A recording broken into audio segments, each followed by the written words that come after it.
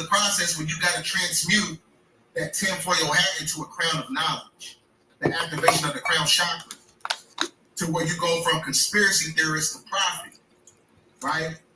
Because this is why they come after you like that, because they getting sick off your success and they getting dizzy off your discipline, because they don't understand what evolution is all about. Evolution in itself is connected to the energy of biophysics. Biophysics denotes the fact that when you're in a state of evolution, you can no longer be subjugated by stagnation, because you own the move, you move it. You seep it through the crack like bacon. I'm gonna play the video.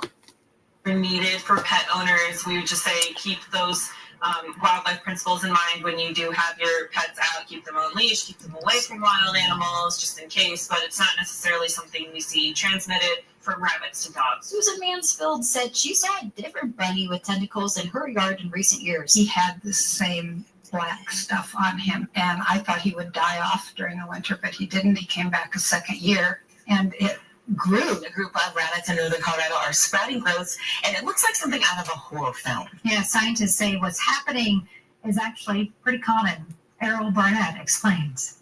Rabbits in Colorado have been infected with a virus that's causing them to sprout what look like tentacles, which causes these wart-like growths to protrude from bunny faces like metastasizing horns. And rabbits with these tendril-like growths have been spotted all around Fort Collins over the past week. And people are calling these poor infected critters Frankenstein bunnies, demon rabbits, and zombie rabbits too. Now what's interesting is historically this type of deformation may have contributed to the centuries-old myth of jackalopes, which told of a mysterious rabbit with antlers or horns or other variations. Now, the show papillomavirus is mostly harmless. It's common during summer months when fleas and ticks are more active and spread the virus. And get this, the discovery of this disease was actually an important one for science because it led researchers to make the connection that human papillomavirus can cause cancer. Strange tentacle-like growths on their faces. ABC 10 contributor Amanda Gilbert spotted some in her neighborhood and asked wildlife experts to weigh in. Were you born between 1971 and 1980? If so,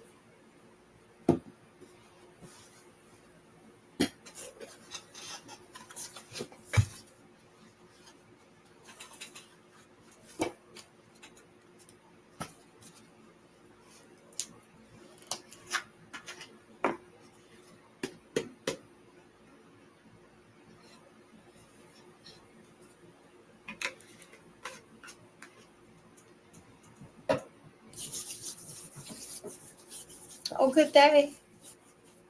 Good day and gratitude.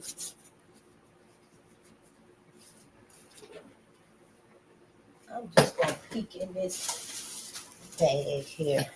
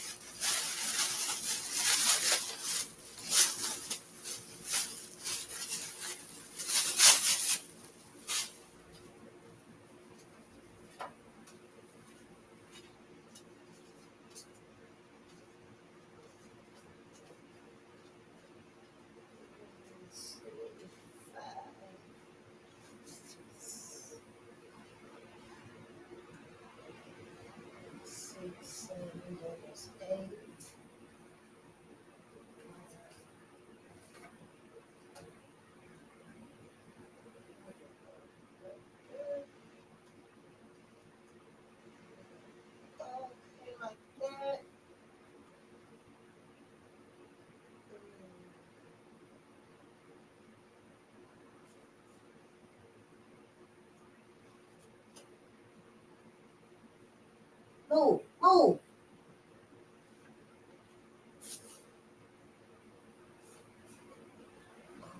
Let's see.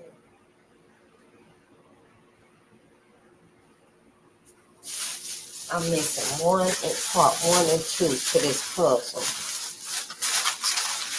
That's so many years ago. I know. Oh, no, that's not it.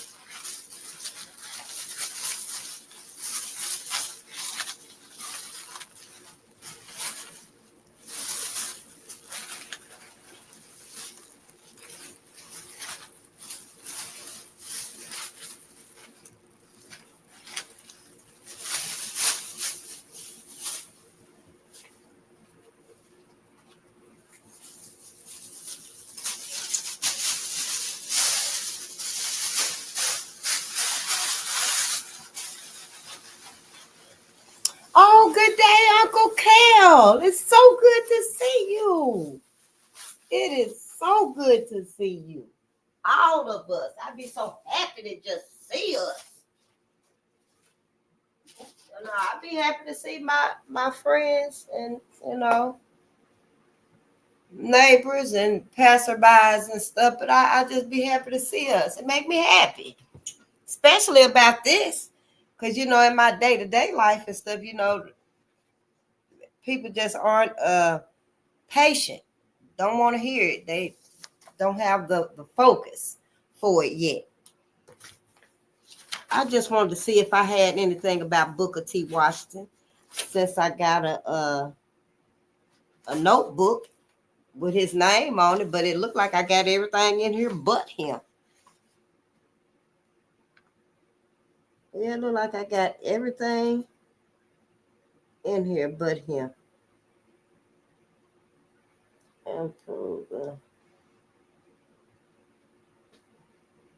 Well, it says here Madison Washington led the most successful slave revolt in American history. Sophia Stewart, her books were stolen, The Matrix and the Terminator. She won that settlement of $2.5 million in her lawsuit. But I just wanted to see if I had anything about that. Because we was reading about Booker.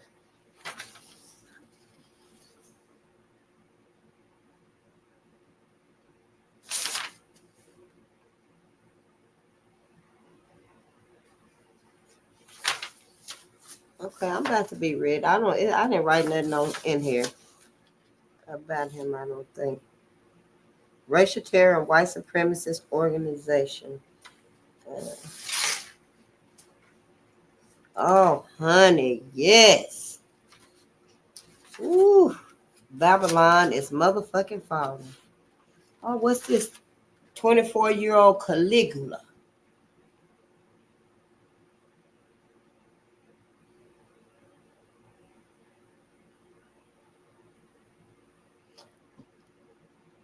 I think I was listening to Lost Along the Way, because I remember trying to remember that name, but I couldn't remember that name. It was 1400 Days of Terror. He was a ruthless madman. He was evil, immature, manipulative, perverted, scandalous, cruel, sadistic. He was a psychopath. He was clinically insane. Rome's Great Hope.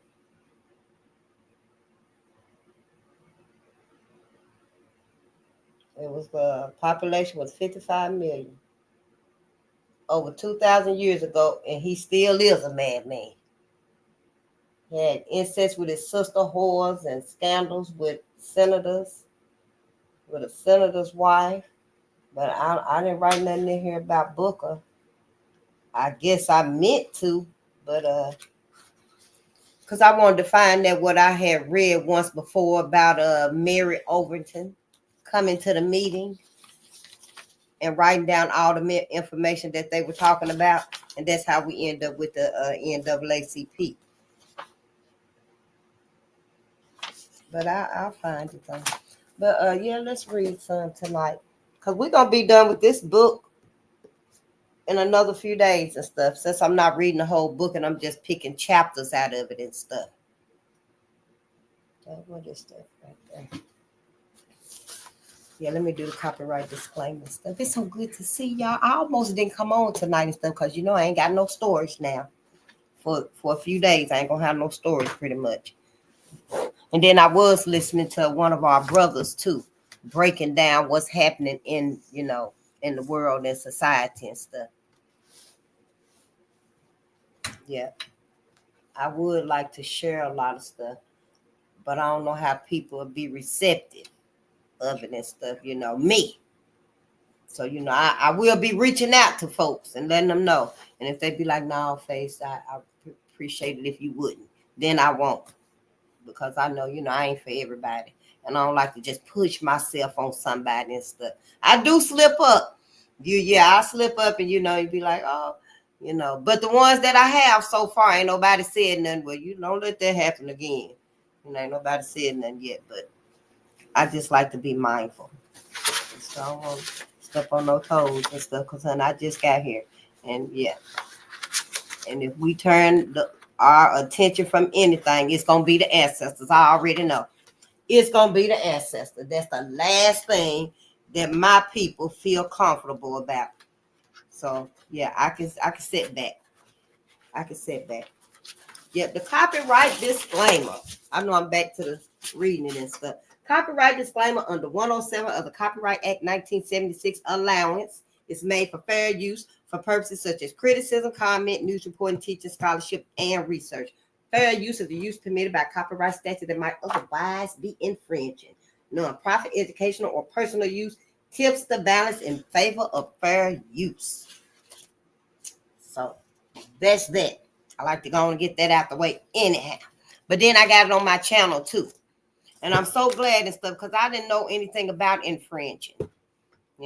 It's very troublesome. All the ins and outs of the social media and stuff, and I just like to be careful myself as I can and stuff because I know it ain't really my thing. It ain't really my niche. You know what I'm saying? So yeah, I'm just kind of like, but yeah, whatever. But we're gonna read Sarah Hayes. Good day, my sister. I want to say I know you. I know some Hayes though. Yeah, well, I'm so glad you here. I'm still glad you here, my sister.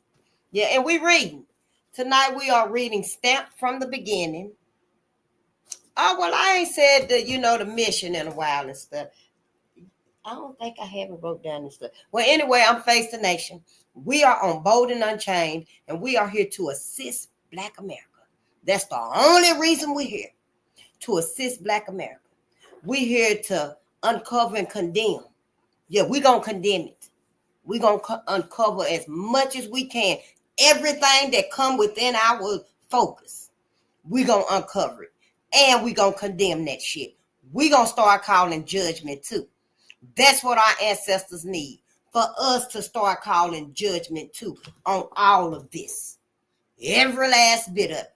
So yeah, we finna uncover. We finna condemn the agendas, the events, the laws, the acts, the plans, the projects, memorandums, the studies, the courses. It's so many things that they got out against Black people. I had no idea. Memorandums. They got memorandums out on us. They got courses, projects, operations, agendas, events.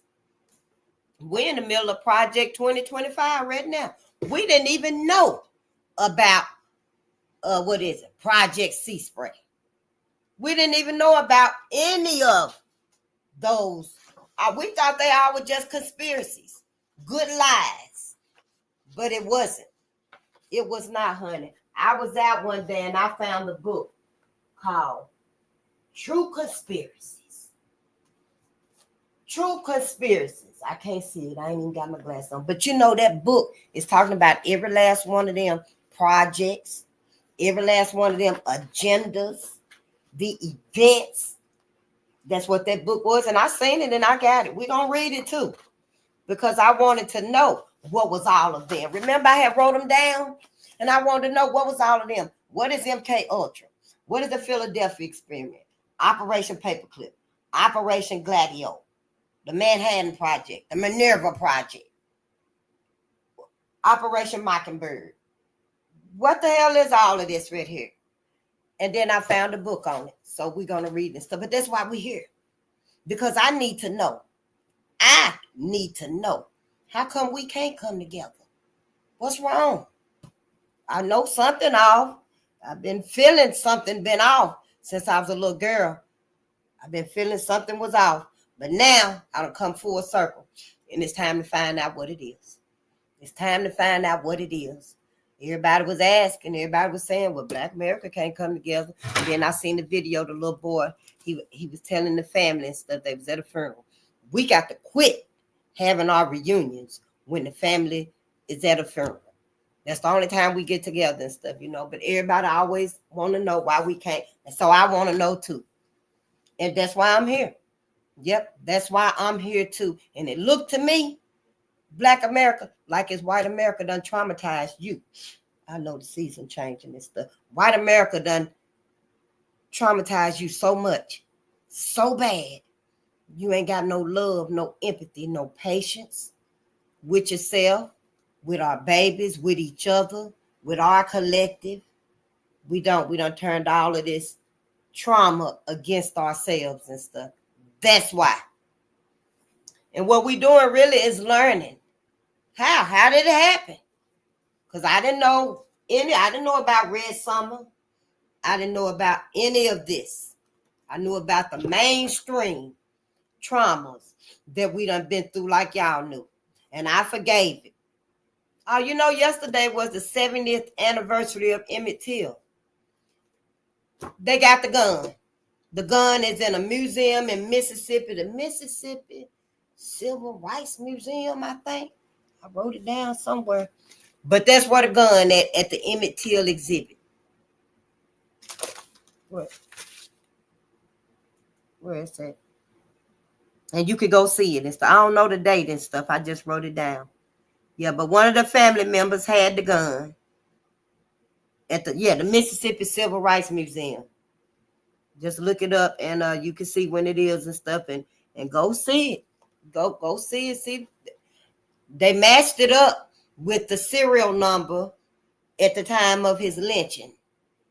And I guess they gave the gun back to the family. I guess that's what they do in situations like that. So the family end up getting the guns back. And always is like that.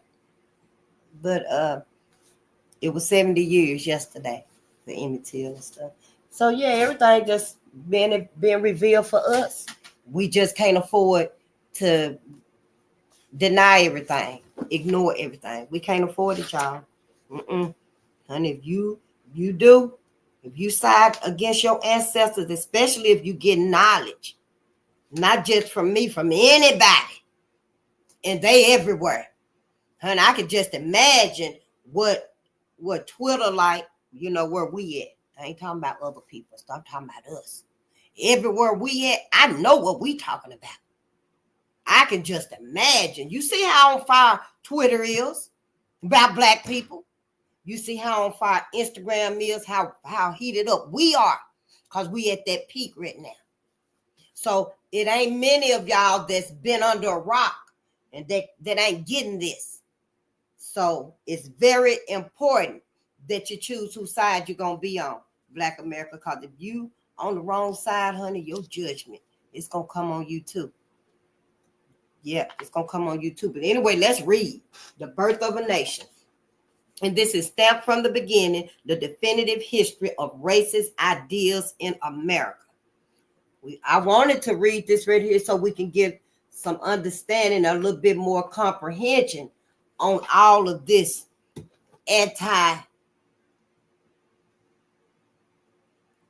I don't even know what to call this.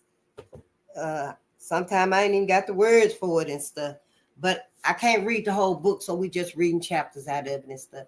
Birth of a Nation, we are going to watch that movie together sometime.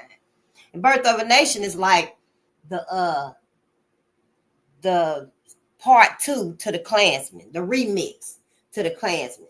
The movie was the Klansman, and then The Birth of a Nation is after that. Chapter 25, The Birth of a Nation. War is hell. Oh yeah, let me tell you, I'm not religious. Yeah, I need you to know I'm not religious and stuff. Anybody, I need to update this something every few months, I guess, and stuff. Because I don't want y'all thinking that I'm religious and that, I forgive any of this, because I don't forgive none of it. I don't forgive none of it. I call the ancestors. Vengeance is yours. I let them know. Vengeance is yours too. Sure is, honey. I know the Bible said that vengeance belongs to the Lord and only the Lord. That's what your Bible say. That's what your Bible say, honey, that they forced on you. But see, I got my own Bible that my people put in my hands. Every last one of them put my own Bible. See, all of this right here, everything that's happening in your life, when it's geared towards your ancestors and stuff, you don't even know why you're doing it. I didn't know why I'm getting all these books and stuff. Well, I love to read, and I hadn't really read the ones that we've been reading. None of them. I had started Malcolm, but the other books, I was just having them. But see, that's because my focus was towards this right here. But yeah, I'm just saying, you got your Bible, your beliefs, and I got mine too. And I don't want to mislead you. I don't want you to be here wasting your time when we ain't even got the same beliefs, because I ain't even going to heaven with white folks. I'm going to the afterlife. I'm going to the 12th of Never. After this right here, I don't want to see white folks again until I come back to earth. That's it, and that's all. It's my decision. It's my afterlife, my eternity. That's my forevermore. Ain't nobody finna take that. Oh, no, honey. So I want y'all to know exactly why you sitting here. I ain't trying to fool you, lie to you, pussyfoot you, none of that. I just want my people to wake up and realize that, hey, everything has changed. The illusion is broken. If I could break a glass right here for you, I would. But I don't want glass everywhere. I throw it up against the wall or something. If I had a safe place, Oh, well, no, I'll do it another time and stuff. But I'm just saying, I don't want you to be wasting your time here with me, because I'm all about my ancestors. That's it and that's all. When I ain't talking about my people, my ancestors, I'm probably going to sing you a song or something. But other than that, that's why I'm here. That is exactly why I'm here. So you can wake your ass up. Let my sisters and my brothers know. Them babies, let these babies know. Go, ain't nothing wrong with your ass. Going to let Shay know. Shay, here go a good book. Let's read this together. And and you pull out Betty before X. I don't know where I said Betty at. Probably over there somewhere, but yeah, I ain't got my glasses on. That's all right. But I'm just saying, I need y'all to just reach out to the family, start the family and stuff, change our mindset. We got to get rid of this same old mindset. Everything is elevating. Everything. The animals is even elevating. Animals is so together. Y'all see the video where the dog, honey, they took the bull, the cow, the bull, whatever it was. They took it away and put it in a stall with the other bulls and stuff. Honey, the dog had a fit to the dog ended. I don't know if they had to take the dog where the bull was at. Maybe the dog took out running and sniffed out where the bull was at. But they showed when the dog and the bull was reunited. I'm just saying, everything is elevating. The planet is upgrading. The planet, Mother Earth, is elevating. It's upgrading. Cosmic energy is elevating. It's upgrading. We got to also. Shit, we got to upgrade too. We can't stay at this same old motherfucking indoctrinated frequency. This indoctrinated frequency, that's what it is. This brainwashed mindset. I ain't gonna stay there with y'all.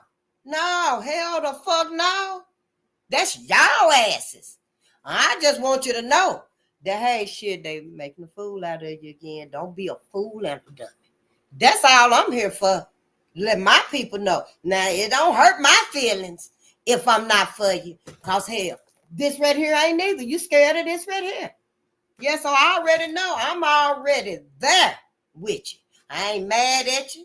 I'm not going to feel no kind of way with you and stuff, honey. All I got to say is keep your eyes on the prize because everybody else is. Everybody else is. If it seems fit, if the ancestors see fit, you'll come back around with that little bald-headed woman that can't see without her glasses. Where she at? You'll see me. But until then and stuff, that's fine with me. Be where you need to be. Don't be on here if you ain't supposed to be on here and stuff. So no, I don't forgive a goddamn thing. I sure don't. I don't forgive nothing. The things that I did forgive, I took it back. I took all my forgiveness back. Today, I give it all to my ancestors. My benefit of the doubt, my patience, my intellect. I use my intellect for my ancestors, my people now. I ain't concerned about everybody else. I ain't wishing nobody else no harm. The most I can do is like my mama taught me. If I can't help you, I won't hurt you. Leave them alone. Yeah, I can help them, but that's it. I won't harm nobody and stuff. I can live and let live. I can be civil, like my mama taught me and my daddy taught me and my aunties, my grandmamas taught me. My granddaddies taught me how to be civil. I can do that, and that's all I owe any goddamn body. So yeah, I need y'all to know before you come around me and stuff exactly what's going on. I don't need nothing from you. I don't want nothing from you. I want you to wake up. Pay attention. Let our babies know what the fuck their future might look like. I'm just saying. Shit. Oh, hell to the fucking no. I remember that, then I forgot it again. Because y'all know this boy, a man, how old was that man went in there and shot all them babies? They was in church. Went in there and shot them babies. Ass been thinking about mass murdering since he was 7 years old. I read that, what he said. He been thinking about it since he was 7 years old, honey. Sure was. He regretted being a trans. He hated it. He regretted being a trans and making them changes to his body. His gun had killed Trump on it. I'm just saying, all of these and then they trying to say it's a mental illness. Of course, it's a mental illness when they went and looked at his online stuff and they seen it and he went off and stuff. Trying to make that wasn't no mental illness and stuff. His ass is just, evil as fuck. Why all of them got to have a mental illness? Because they go out and do all this killing and shit. But let your babies know. Let your babies know. Because our children are pretty smart anyway. They pretty smart anyway. A whole lot of our babies ain't gonna be around motherfuckers and their ass is crazy. Now, some of us got kids out. They'll sit there and have their ass with Robert or Robin. His mama got his name changed like in 2019 or something like that and stuff. But I'm just saying, we need to keep our motherfucking eyes open. Because we fighting the battles of yesteryear and the battles of today and the battles of tomorrow. It's fucked up. I just be wondering, what the fuck are these people? I'm past who are these people. I'm past all of that. Yeah. I want to know what the fuck are these people that we dealing with. Don't nobody know? Ain't somebody curious though? Who was it, Dick Gregory or Bobby Hemming? And then brother confirmed it the other day. Call dog. I see your name from here. It's so good to see you. And Robert Brooks, good to see you. And Hank McCurry. How you doing, Hank? Joker 5 hours. Yeah. I just be wondering what the fuck are these people? I'm past who are they?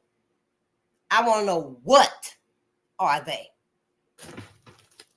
Only animals can do these things right here. 100 years, I need to know.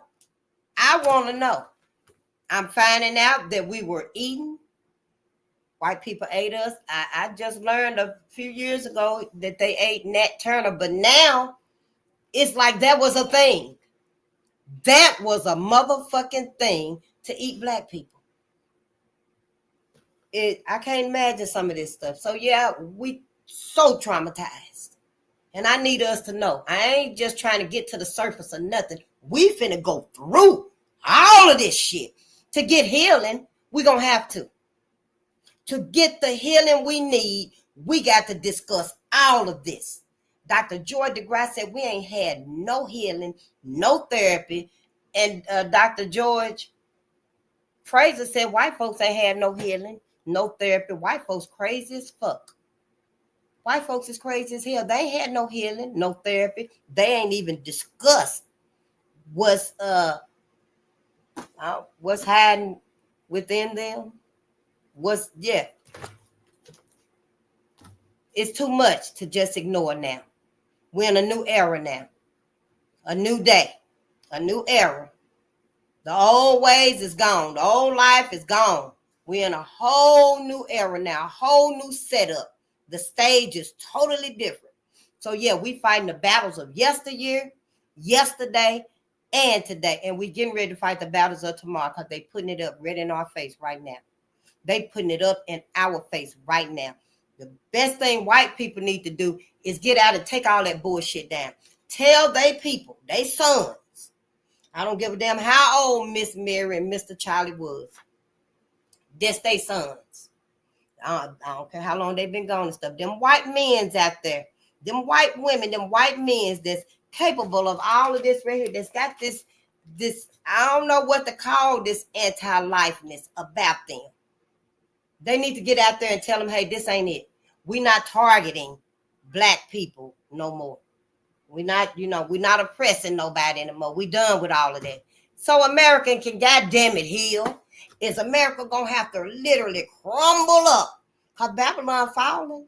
Is it gonna literally have to crumble up? Cause I'm like, yeah, let it. Let that shit crumble. But it should be better for our babies. It should be better for our babies, you know. And so that's why we got to separate, y'all. We got to get the fuck away from white folks. We're crazy as fuck because of white folks. Our ass is crazy. It's becoming just as crazy as their ass is. And see, that's what they want you to think, that we crazy than their ass is. But no, we ain't. We just goddamn it close to insanity dealing with them. All we got to do is get the fuck away from them. Get the fuck away from us so we can heal us and fix us. Get rid of this mindset they done put on us. Layla, it's so good to see you, my sister. It is good to see you. Because you know we going harder around here. We got to go harder around here because our people need it. Our babies need it. So I don't care if I be by myself. If I'm going to be out there, yeah, you going to be on the Black Political Party. I don't know what sister said when I talked to her about it today and stuff. Next thing I know, they had left. So I guess when I said, oh, my ancestors and stuff, I guess they were like, well, let's just go. I don't know, but I'm going to keep trying. Though. Yeah, I mentioned my ancestors and all day. Let's just go. And then when I came back, I turned around and came back. They were gone. I was like, well, damn.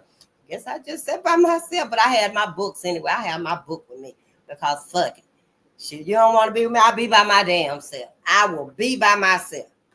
But I'm just saying, y'all, let's read. Because, you know, I get happy and I get to talking and stuff, honey. But, yeah, let's maximize this. I know Layla going the hardest, honey. Shit, for my ancestors. I don't be coming on here to play. Shit, I'll be coming on here to read so we can learn something about what we going through before it's too late.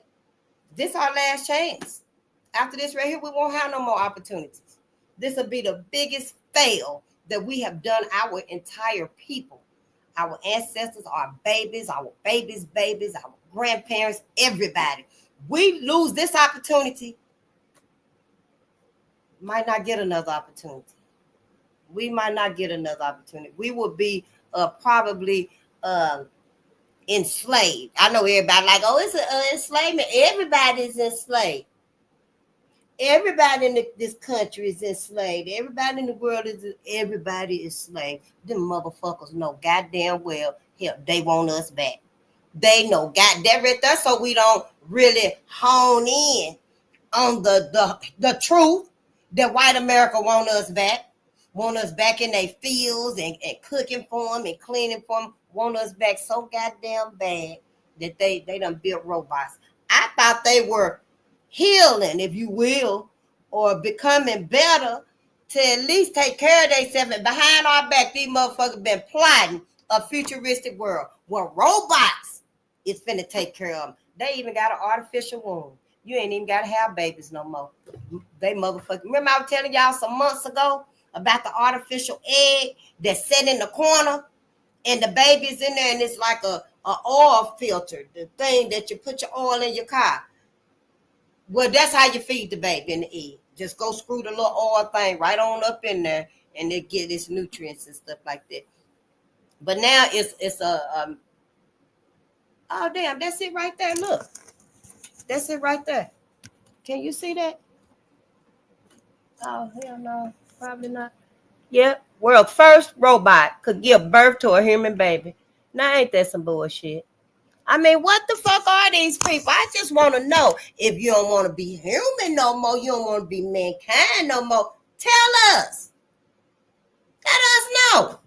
Why you subjecting us to all of this anti-life? I don't want to be a part of it, y'all. I don't want to be a part of it.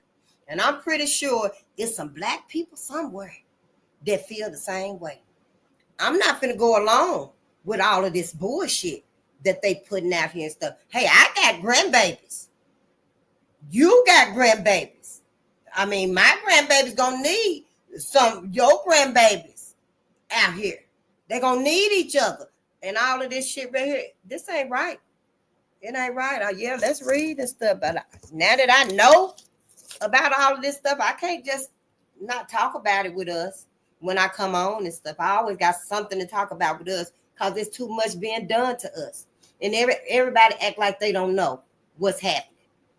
They act like they don't know that we being railroaded again for the new slavery. Yep, the new slavery. Oh, everybody's enslaved and stuff. Oh, prison is the new slavery. Yeah, that's what they say. Prison is the new slavery, mass incarceration. Yeah, it is some truth to it, but white folks want us back. See, it's too many of us that's still free, physically free. See, that's the problem. So yeah, this ain't over and stuff. This ain't over by a long shot. That's why the ancestors is here. That's why Mother Gaia is cracking open. That's why the sun is damn near. Remember I told y'all the sun was gonna pulsate if they keep fucking with us. If they do get our numbers down so bad where we can't even function, and they think they can have their way with us again like they did before, honey, the sun gonna explode on all they goddamn ass. It ain't even gonna be no planet Earth no more. It ain't. It is not gonna be a planet Earth. So all of these agendas to genocide us, to exterminate us, it ain't gonna do nothing but come back around and hurt them. Yep, that's gonna be the grave that they ass end up in. Watch and see. The sun gonna get so hot, they ass just gonna disintegrate. They trying to block the sun now. Why? Why you trying to block the sun? What you want me in the dark for?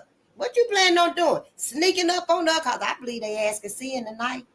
I know our eyes got to get acclimated to the dark and stuff, but I believe white folk got their vision like cats do at night. I don't know, somebody, be honest.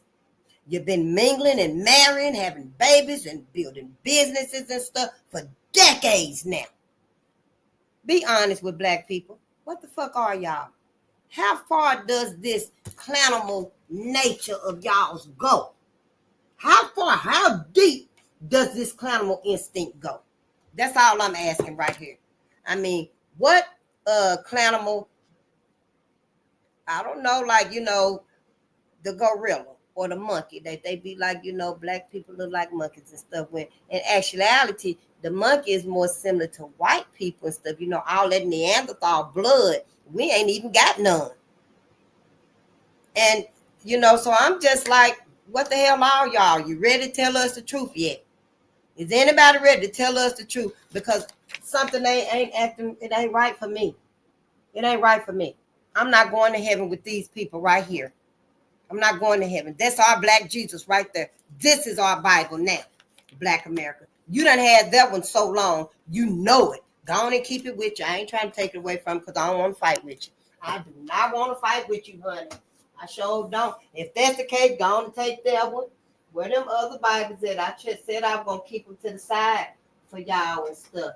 But I don't know. I do see out of Islam right here. And then that book over there, Why So Many Gods? You know, but yeah, keep it. I don't want to fight with you. Keep it. Keep it. But you better put one of your black Bibles in your pocket too. You need to keep this one right here too. It's time to elevate Black America. Know the things that you don't know. We got to learn everything all over. We got to unlearn, y'all. We got to. Let me read a little bit, just a little bit, because we don't know. Obviously, y'all asses don't know. I'm glad I ain't never read the Bible. And y'all told me enough what it said. Had me thinking I was blaspheming for like 6 to 9 months, and I didn't know what was going to happen to me. If this was going to be the day, is that going to be the day?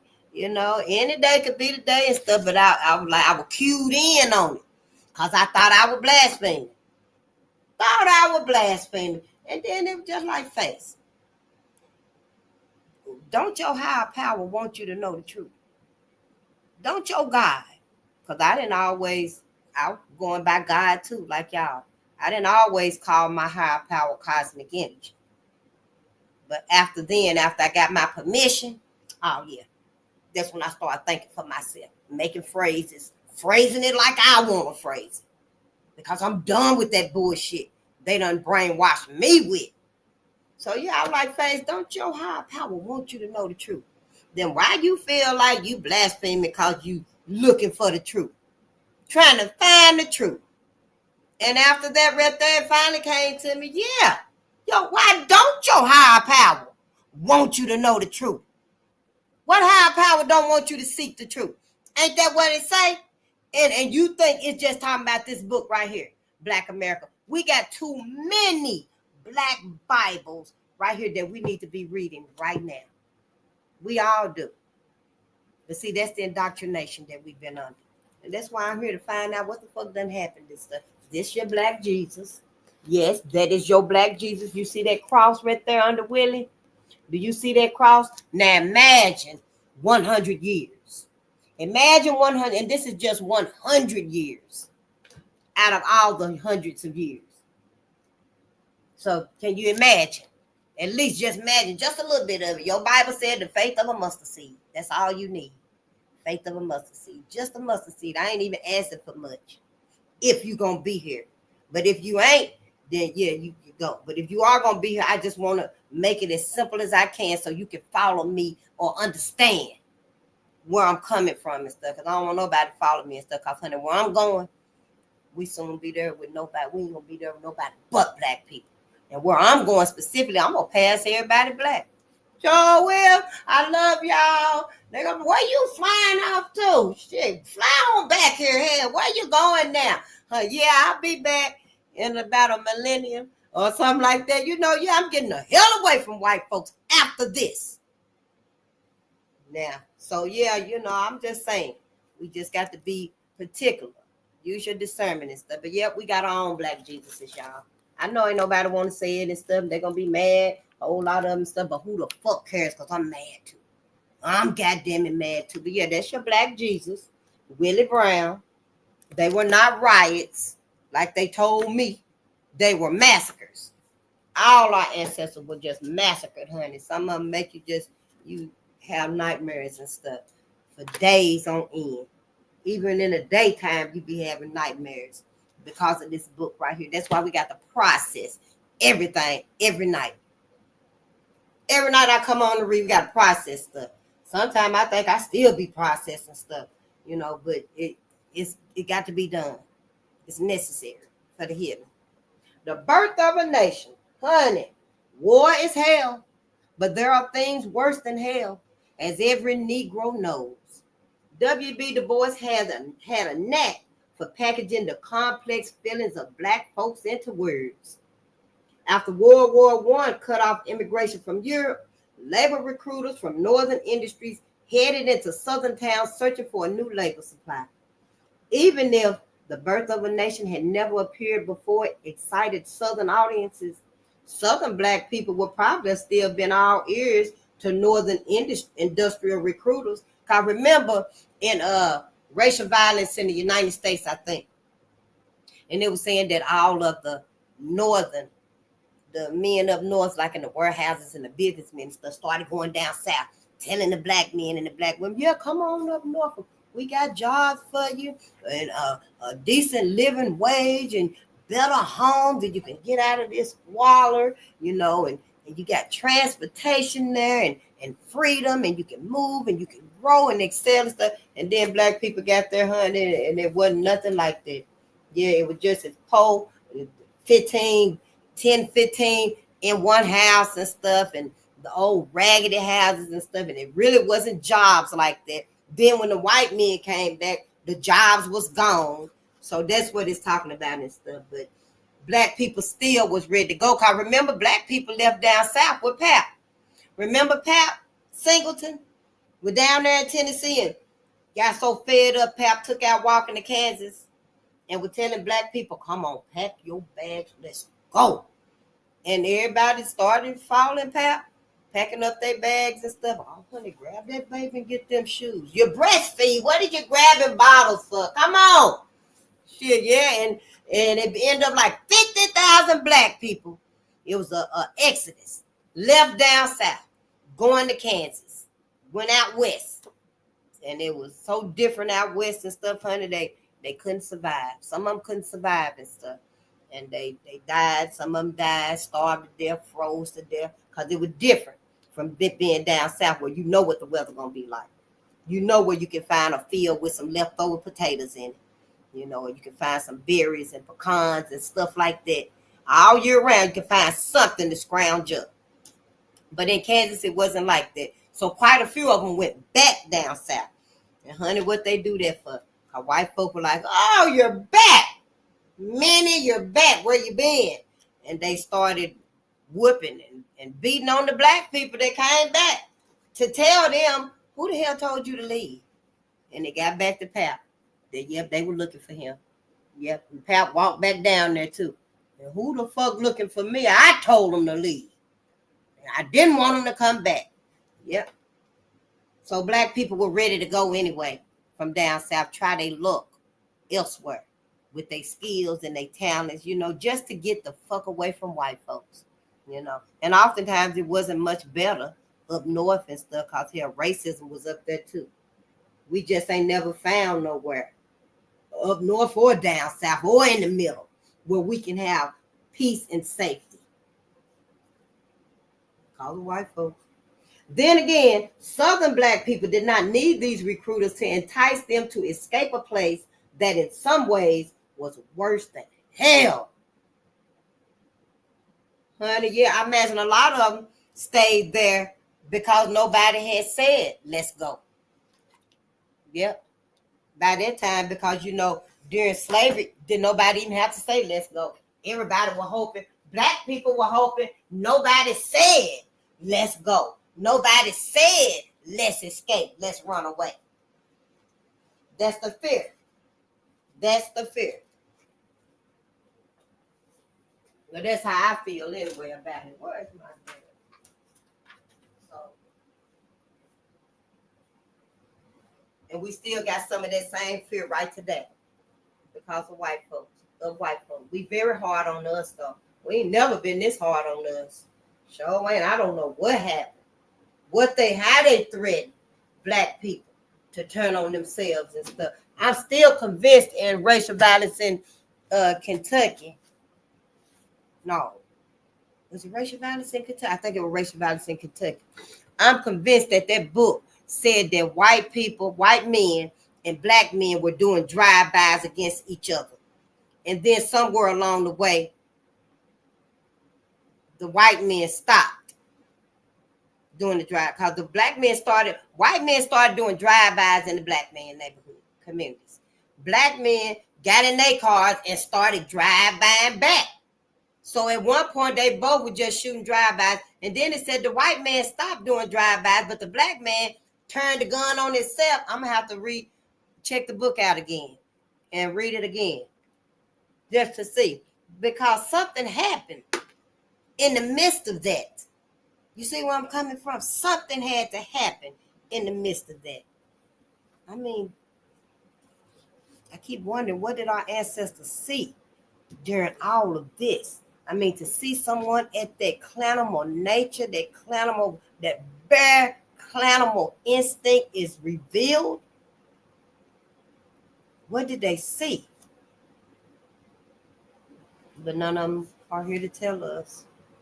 There was one man I seen the video, he did escape a lynching, but I don't think they had got to that part where they unveil themselves. I don't know. I'm just like, what are they? But, let's read though. During the Great War, Black people once again used their legs as activism, escaping from rural towns to southern cities, from southern cities to border state cities, and from border state cities to northern cities in what became known as the Great Migration. See, I always been trying to get away from white folks.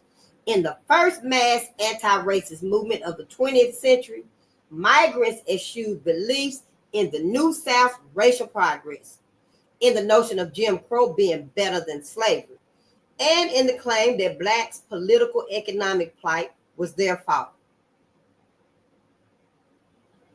Migrants eschewed beliefs in the New South racial progress, in the notion of Jim Crow being better than slavery, and in the claim that Blacks' political economic plight was their fault. Segregationists tried to slow the migration through racist ideals put into action when they terrorized northern labor recruiters, when they arrested migrants, and even when they tried to improve labor conditions. But nothing and no one could stop this movement. When migrants reached northern cities, they faced the same discrimination they thought they had left behind, honey. And they heard the same racist ideas. The Black and white natives of northern cities looked down on the migrants and their different, though equal, southern or rural cultural ways as culturally backwards. They looked at their families as dysfunctional, and they called these migrants who had moved hundreds of miles seeking work and a better life lazy. In 1918, Harvard-trained historian Carter G. Woodson, who had just founded the first Black History Journal and Professional Association, correctly predicted that the maltreatment of Negroes would be nationalized. In 1918, would be nationalized. Did it have to be the summer of 1919 to do it? Let's read and see. Wait a minute.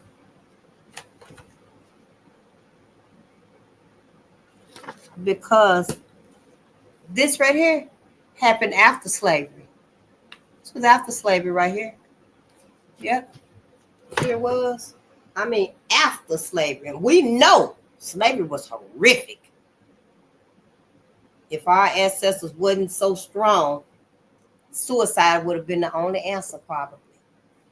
Yep. That's how bad slavery was. But imagine after slavery. This right here, honey, you know we exceptional. We are very exceptional.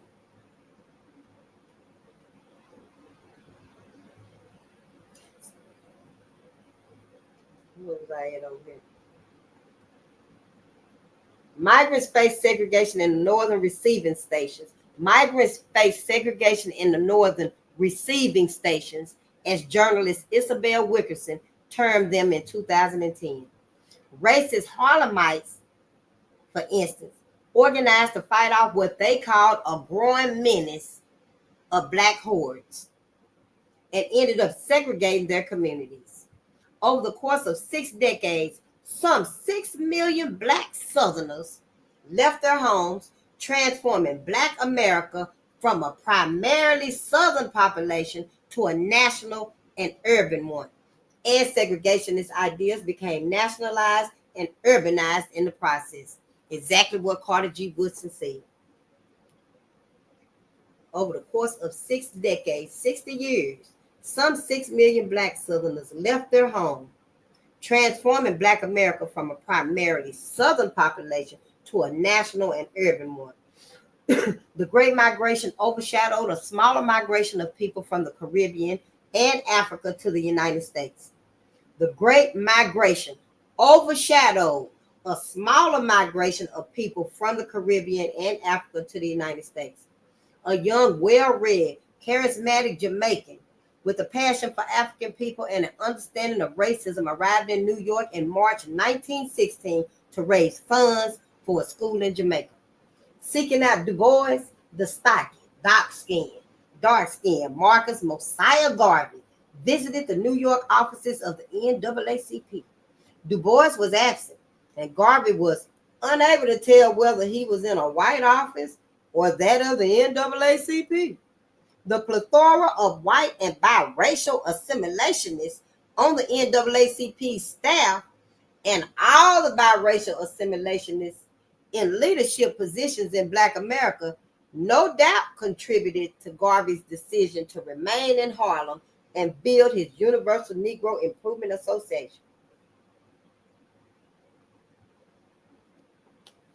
I know that's right. All right, then. His organizing principles were global African solidarity, the beauty of dark skin and African American culture, and global African self-determination. Africa for the Africans, he liked to say. His UNIA quickly attracted anti-racists, Black working people, and Black migrants and immigrants who did not like the colorism, class racism, assimilationism, and nativism of the NAACP and the talented 10th. Marcus Garvey and his admirers were not the only people observing the growing population and the power of biracial Americans. So see, when he got to the NAACP and he saw all them mixed and white people and stuff, that made his decision, yeah, I'm going to stay right here. Yep. That's what it said. The plethora of white and biracial assimilationists on the NAACP staff and all the biracial assimilationists in leadership positions in Black America, no doubt contributed to Garvey's decision to remain in Harlem and build his Universal Negro Improvement Association. Yep. Scholars were taking note. 2 years after Garvey's jarring visit to the NAACP's headquarters, sociologist and eugenicist Edward Bryan Reuter, Reuter, finished The Mulatto in the United States in 1918. From his base at the University of Iowa, Reuter made a name for himself arguing that anything Black people achieved was in fact the achievement of biracial people. He situated biracial people as a sort of racial middle class, below superior whites, but above inferior full Blacks, as they were called. Biracial people often rejected the racist idea of their inferiority to white people, but some consumed and reproduced the racist idea of their superiority to Black people. Reuter stamped biracial people as a peculiar people, despite their success, around the same time that homosexuals were being marked as a peculiar people. So all y'all asses, peculiar asses, they lumped you in together and called you the LGBTQ. Yep, plus Y. I'm just saying, then they add another letter on there. Reuter reinforced the fundamentally racist idea that biracial people were abnormal. Homosexuals, like biracial people, also were considered abnormal, and the two were sometimes considered in the same breath as peculiar people. Didn't I tell you? As peculiar people situated in an in-between state. Between the whitest of men and the blackest of Negroes stretches out a vast line of intermediary races, proclaimed one of the earlier advocates of homosexual rights, Xavier Maine, in The Intersexes. And that was in 1908. Nature abhors the absolute, delights in, the half steps, the between beings. Passing bisexuals and biracial people quietly disrupted the so-called normality of heterosexuality and racial purity. Remember when I was telling you I read today that the guy Robert that did the killing and stuff, he regretted being trans, changing his whole life and stuff, being trans and stuff. But then it made a statement talking about his last thing, and he would have did it was cut his hair. He left his hair long because to cut his hair would have been a tip off, and they would have known. So I'm like, who is telling you to do all of this to yourself? I don't know. I mean, to change your whole life to another sex, your name, your lifestyle, even your gender. And then he said he hate that he was brainwashed. He accepted the brainwash and stuff. See, it wasn't no mental illness. His ass just followed for the okie doke. He was a goddamn fool and a dummy. He was a racist. He was a fool and a dummy and stuff, and then the self-hatred that he had for himself and stuff, and went and killed them kids in that school and stuff through a window while they were praying. Yeah, and he said that he had been plotting and stuff. So I just feel like Black people start using your common sense before you start changing your whole motherfucking life around and stuff. And then you wake up one day and realize, you know what? These son of a bitches is just running all over the whole goddamn world and got me done mutilated my whole body.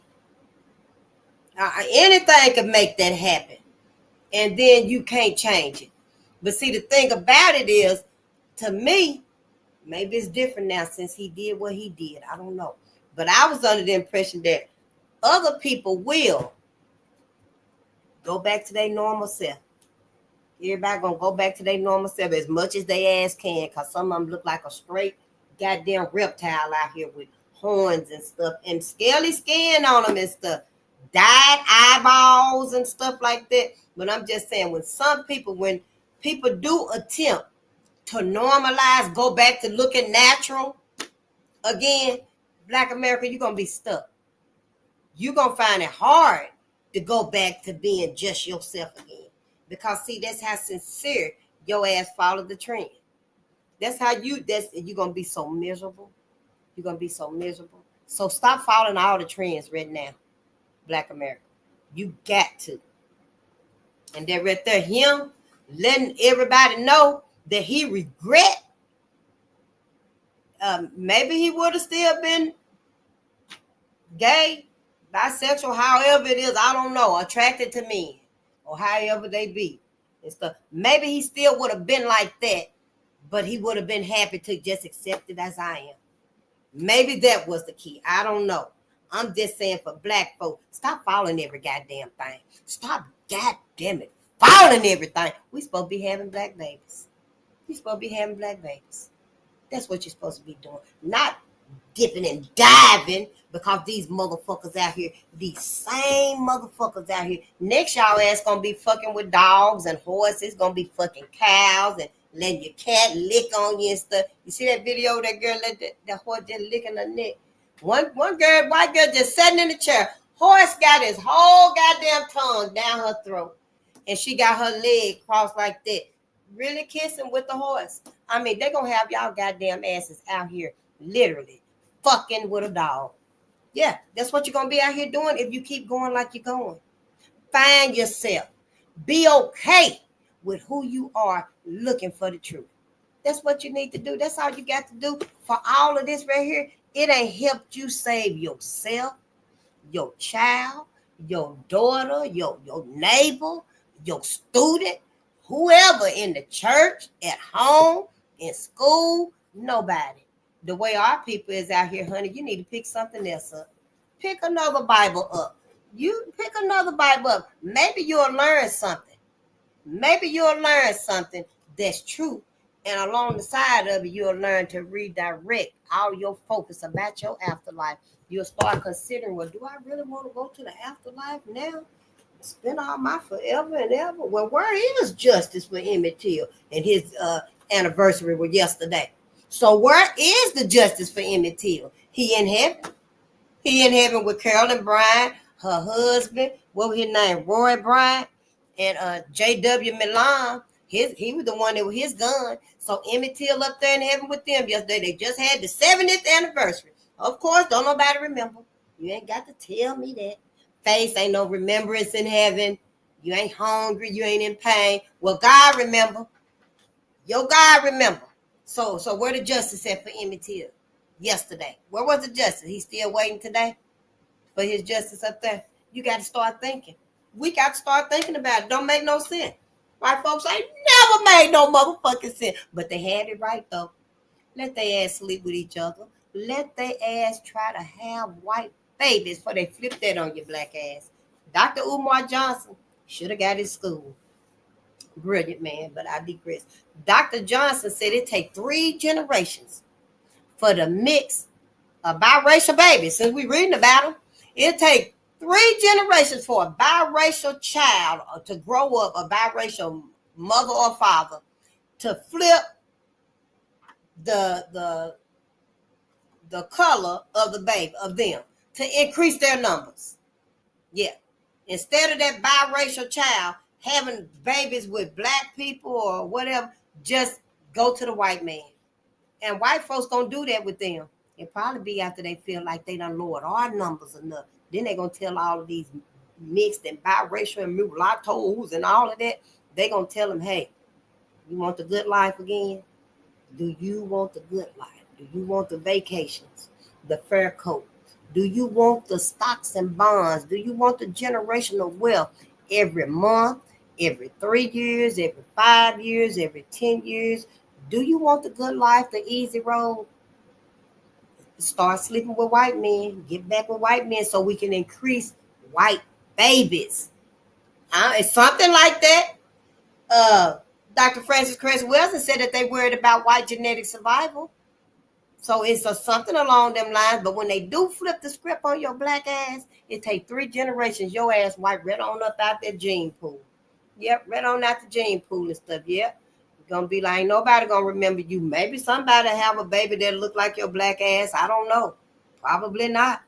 Ain't no telling what they'll do with it though. You know, if they go into this extremes. And then what about that white man? All these white men doing all this crazy shit. But you know, that other white man said that he was pissed off because of cultural genocide of white people. Yep. What Dr. Francis Cress Wilson was talking about. His motherfucking ass was Christopher Robinson, also known as James Lomax. And honey, he was the one that was posting all them posts online and stuff, talking about he was mad about who the fuck genocide white folk? Y'all just can't have white babies fast enough. But he said he pissed off about it. The genocide of white culture. He said he ain't gonna tolerate it. He said he'll fight for it and he'll die for it. Yep, sure did, honey. Get ready. I don't know. They all losing their goddamn mind. You better keep your eyes open and tell your babies and stuff, stop going up in them goddamn mountains. Over there with Sherry and Sabrina and Karen. And yeah, Mom, we're going hiking this weekend. We're going hiking. We're going paragliding. Start talking to your kids and shit, because here, everybody is upgrading and elevating. This right here is like the survival of the fittest. That's what this time is right now, the survival of the fittest. Yeah, you see everybody trying to get their bodies right and stuff like that. You know, we trying to get our bodies and minds right and detox and get away from white folks and stuff. White folks trying to get their bodies right, acting like they black and stuff, in case they really do succeed and stuff. Then white folks, and I don't know, I guess them other women and stuff, everybody but the Chinese woman, I guess she okay with being herself, but the other women and stuff, they gonna be fighting over who the new black woman. I don't know. I'm just saying, black people, we need to wake up and take our rightful place back. Because these motherfuckers is crazy. Like, don't say a goddamn thing to me, shit. Yeah, we over here. We is over here. And every time we see them do something, take some music, your hairstyle, your walk, your talk, your look, any piece of your swag, honey. Somebody call Jimmy early. Somebody call Jimmy early. Or I'll call him myself because it ain't right. It ain't right. Y'all know it ain't. Then they done sit there and made you like peculiar people. No wonder y'all asses, everybody turned peculiar. No wonder everybody turned peculiar. Now, I knew I had a uncle, a god uncle, if you will, a church uncle, when I was little.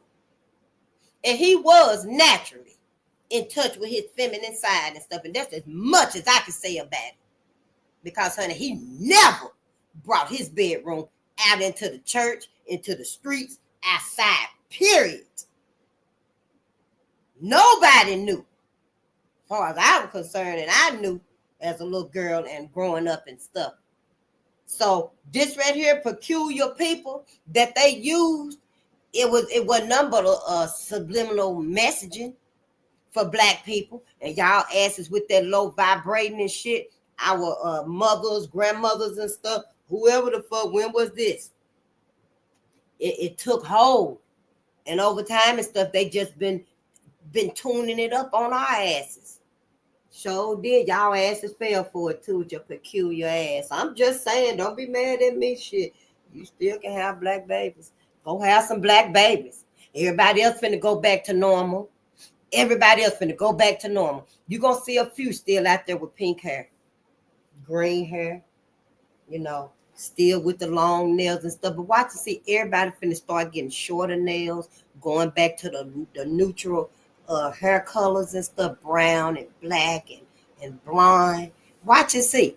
And your motherfucking ass still gonna be running out there looking like a goddamn neon sign. Don't make no sense. Fix your mind. You better pick up one of them black Bibles so you can get yourself right. White folks done told you, get right with Jesus, get right with God. Honey, when you get to heaven, you still gonna be enslaved. You gonna be up there forever and ever with white folks. Trapped. Sure will. Y'all better start thinking. Reuter reinforced the fundamentally racist idea that biracial people were abnormal. Homosexuals, like biracial people, also were considered abnormal, and the two were sometimes considered in the same breath as peculiar people, situated in an in-between state between the whitest of men and the blackest Negro, stretches out a vast line of intermediary races, proclaimed one of the earlier advocates of homosexual rights, Xavier Maine, in the intersexes. Nature abhors the absolute, delights in the half steps, the between beings, distant between beings, the mulattoes and stuff, and I guess them peculiar people. Yep. Passing bisexuals and biracial people quietly disrupted the so-called normality of heterosexuality and racial purity. There's always an underlining to it, some manipulations. Eugenics, promoting the need for maintaining the purity of the white race. Endlessly berated interracial reproduction because they didn't want to do it. They didn't want to do it. No, we don't want to drop a black blood. Y'all remember that? Even me, I'm born in 72, but I remember that it said not even a drop of black blood.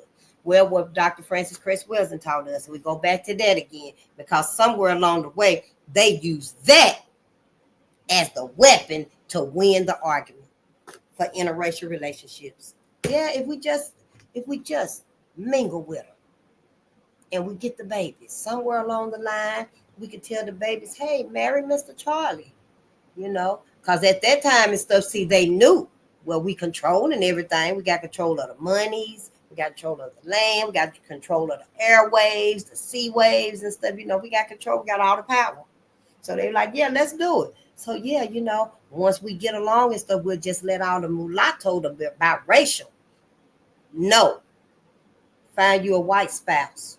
So when y'all have a baby and get together and stuff, it'll be a white baby. But not technically all the way white. But as time go on, Hell, it'll be 3 generations. It'll be a white baby. Duh. It makes sense to me. And I just heard it a couple of months ago when a sister was talking about it, because she said what happened was after the election when Trump won and they had the cameras out and stuff, and they asked this white man, why did he vote for Trump? And he said it preserved the white race. And it got her to thinking, what in the hell is he talking about, preserve the white race? How in the hell is this tying in with preserve the white race? And then it just broke it down. She broke it down like that. And it makes sense to my motherfucking ass. I don't know about y'all. You better have black babies, honey. That's all I'm saying. Don't let them make no fool and no dummy out of your ass for some lust. Shit. See who your ass can read these books with. And see how long that lust gonna last your ass. That's all I'm saying. See if Sabrina and Karen and Ken and Brad and all that ass. See if they gonna read these books right here with your ass for all the lust you feeling. Shit, they gonna be putting on clothes so goddamn fat, they gonna leave out with your clothes and drawers on. Because this is a no-no. It's the easiest way to set your boundaries, Black America. With your family and friends too. Yeah, family and friends too. Just like my own people. Yeah, well, let's just go. Like they got down on me today. They got down on me today and stuff. But that's fine. That's all right with me. It don't bother me and stuff. I'm just saying that just let you know. They just let you know. Yep. We're almost done with this right here. It's a short chapter. It ain't big. In an explosive wartime book published in 1916 called The Passing of the Great Race, New York lawyer Madison Grant constructed a racial ethnic ladder with Nordics, the new term for Anglo-Saxons, at the top, and Jews, Italians, and Irish, and with Jews, Italians, the Irish, Russians, and all non-whites on lower rungs. He reconstructed a world history of rising and falling civilizations based on the amount of Nordic blood in each nation. The races vary intellectually, and morally, just as they do physically, Grant suggested. It has taken us 50 years to learn that speaking English, wearing good clothes, and going to school and church does not transform a Negro into a white man. Well, ain't that about some shit? He said it has taken us 50 years to learn that speaking English, wearing good clothes, and going to school and church does not transform a Negro into a white man. This segregationist passionately told assimilationists that their efforts were bound to fail. Black people were incapable of development and could not become white. Grant revised and reissued his book 3 times in 5 years, and it was translated into several foreign languages. Publishers were barely able to supply the voracious demand for segregationist ideas. Honey, and for the dashing eugenicist movement as white theorists attempted to normalize the social inequities of the day. But you ain't got to worry about that. That ain't the only thing you got to worry about. Because when you get to heaven, your soul white. White folk did not let you have no black soul in heaven. That's why you can't go to heaven. You go to heaven, your soul white. Yeah, your soul is white. You in heaven, you can't even bust a move in heaven. You ain't gonna have your body no more anyway. You're gonna be like a spirit, you know. The wings that we're gonna see you fly, you know, we're gonna see you as an angel when you flying. We're gonna see you as an angel, but when you get over there and stuff, they're gonna clip your wings when you get over there and stuff, and you ain't gonna be able to fly in with a rhythm that's in you and your soul and your spirit and stuff, and they're gonna suck your soul out of you and your spirit out of you and stuff, and kick you over there in that field, and you're gonna be picking that cotton over there. It's in the books. It's in the books. It's probably most likely if you'd have been paying attention instead of memorizing, then you would have seen what the Bible was telling you. Come out from under her. You ain't supposed to even be with white folks mingling and marrying and all of that stuff. You ain't supposed to be doing that. Talking about for the business and the benefit. Whose benefit? Who business? Who business is y'all about? Because the last I started learning, and the first I started learning, it's their business. This unfinished business belongs to the ancestors. You didn't have no business or benefit getting with white people, Black America. You did not. And you still do not. Love and lust don't count. You take that off the table. Love and lust do not count. Let's see how long that lust and love gonna last. Because you got to start reading. You got to get into our Black Bibles. If you don't, hey, it's on you. Go on to heaven with white folks. At least you know what's up there. At least you know what's up there on page 64 in Red Summer. William Joseph Simmons. He revived the Ku Klux Klan in 1915. He said on page 64 that he revived the Ku Klux Klan because he had a spiritual vision of robed horsemen galloping in the sky. Who else you know got robes on horses? Who else? And then connect the dots, the clans. He revived the clans. He revived the Ku Klux Klan in 1915. On Thanksgiving night, 1915, that man and 15 of his white brethren went up on Stone Mountain on the outskirts of Georgia. And they Christianed. They blessed the Ku Klux Klan. Honey, it went from like 400 or 4,000 members to 4 million members. Yeah, white folk were thirsty for that. The reviving of the clans and stuff. I'm just saying, you need to know, learn, and think about where your ass gonna go and spend your eternity. Yeah, your pastor didn't even tell you this. Reverend Wynn, you didn't tell me either. Yeah, I'm just saying that none of the pastors tell us. After I stopped going to church and stuff, they didn't tell my mom and my sister and my grandmom and my aunties and stuff. They didn't tell nobody. They're going to let y'all go right on up there with them. And ain't nobody came back and told you no different. Sure ain't. If they could come back, they probably would. The ancestors, they here now. If they could tell y'all, they would. They would let you know. You just got to be ready for it. You got to be willing.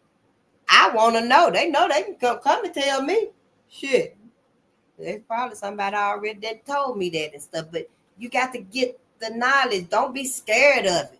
What it make you think about Black America? Shit, you been thinking like white folk this whole time. Don't you want to at least know what your brain can come up with? Don't you at least want to know how your own thought processes bring you out the other end instead of, relying on what white folks said and stuff? I mean, that is so lame to be like that today. Honey, all this information out here, a motherfucker can't tell me where I'm going to spend my eternity at. Because no, I ain't spending it in hell or heaven with white folk. Sure ain't, honey. Where I'm going, they ass can't even go. That's the spiritual war out there, y'all, because white folks done escaped out of heaven. Somebody done escaped out of heaven, honey, and they got out there in the ethers.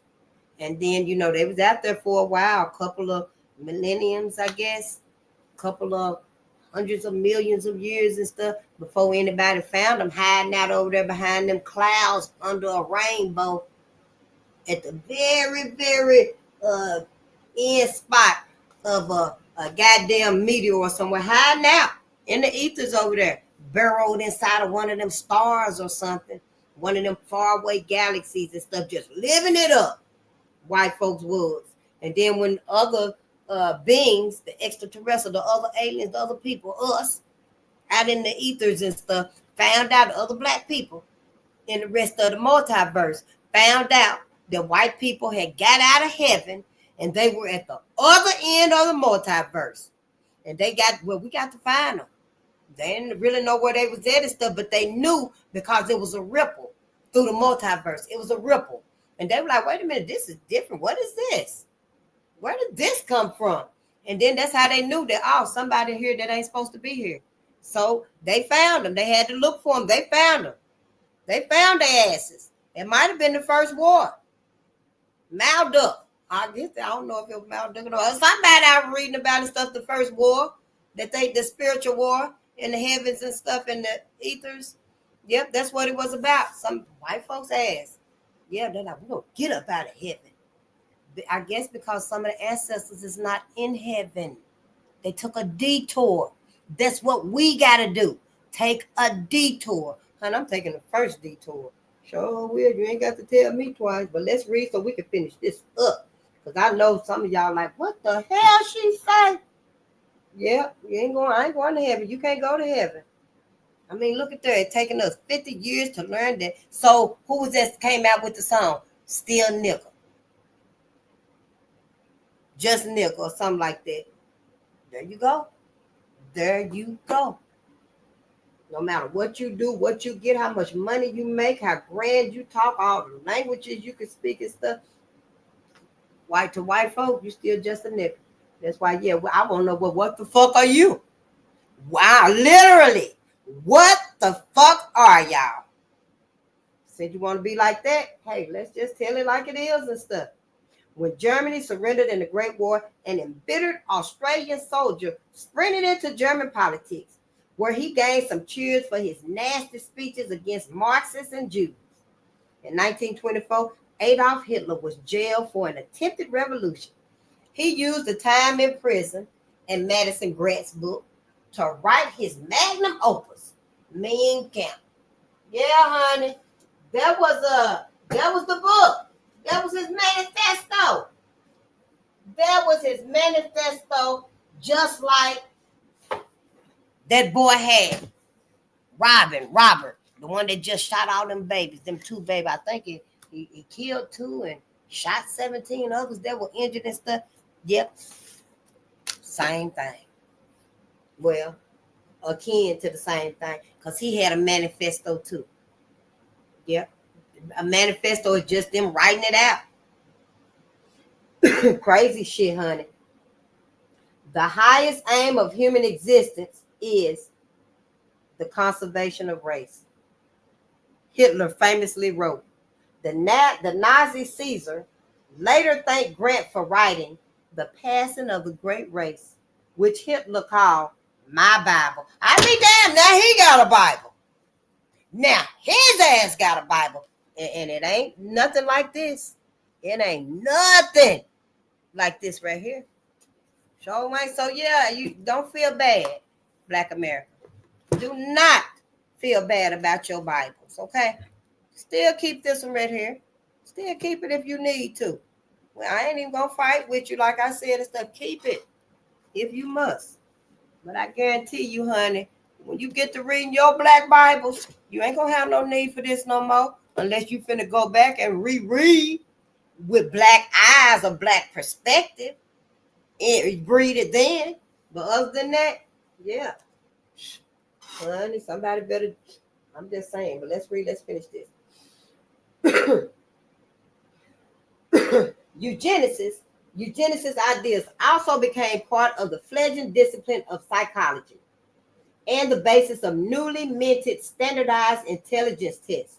Many believe these tests will prove once and for all the existence of natural racial hierarchies. In 1916, Stanford eugenicist Louis Terman and his associates perfected the IQ test based on the dubious theory that a standardized test could actually quantify and objectively measure something as intricate and subjective and varied as intelligence across different experiential groups. The concept of general intelligence did not even exist. When scholars tried to point out this mirage, it seemed to be as much in the eye of the beholder as general beauty, another non-existent phenomenon. White folk just pull shit out of the air. That's what they do. But Terman managed to make Americans believe that something that was inherently subjective was actually objective and measurable. Just evil, conniving ass son of a bitches. Terman predicted that the IQ test would show enormously significant racial differences in general intelligence, differences which cannot be wiped out by any scheme of mental culture.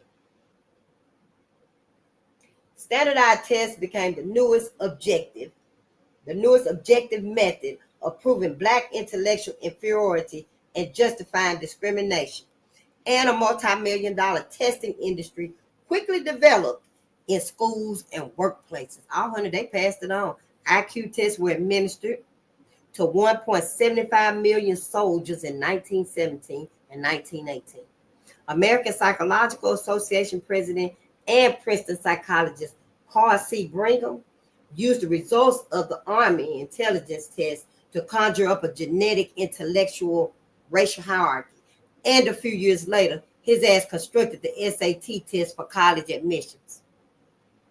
I sure started to pick up one of them SAT books, but I was like, I ain't paying for this motherfucker. But if it was, yeah, I'm just saying. White soldiers scored better, and for Brigham, that was because of their superior white blood. African Americans in the North scored better than African Americans in the South, and Brigham argued that Northern blacks had a higher concentration of white blood, and that these genetically superior African Americans had sought better opportunities up north because of their greater intelligence. Just pour shit out the air. An armistice signed on November 11, 1918, ended the fighting in World War I. It took 6 months of negotiations at the Paris Peace Conference for colonial powers to come to an agreement on the Treaty of Versailles. Let me show it because that's what I just keep thinking about. Look what I found funny the other day. Hitler's last days. I know. Hitler's last days. By that man, Bill O'Reilly. Well, I've heard his name before, but honey, I don't know. Yeah, we're going to read this too at some point. But, I've just, since we were brought his name up, they brought his name up. Oh, wait. Honey, yeah, you better not take your goddamn ass to heaven where that man at. Shit. Yeah, God forgave him too. And King Leopold. I'm just saying, you better not carry your ass to heaven where they at. You know. You better start using your intelligence, your common sense. White soldiers scored better, and for Brigham, that was because of their superior white blood.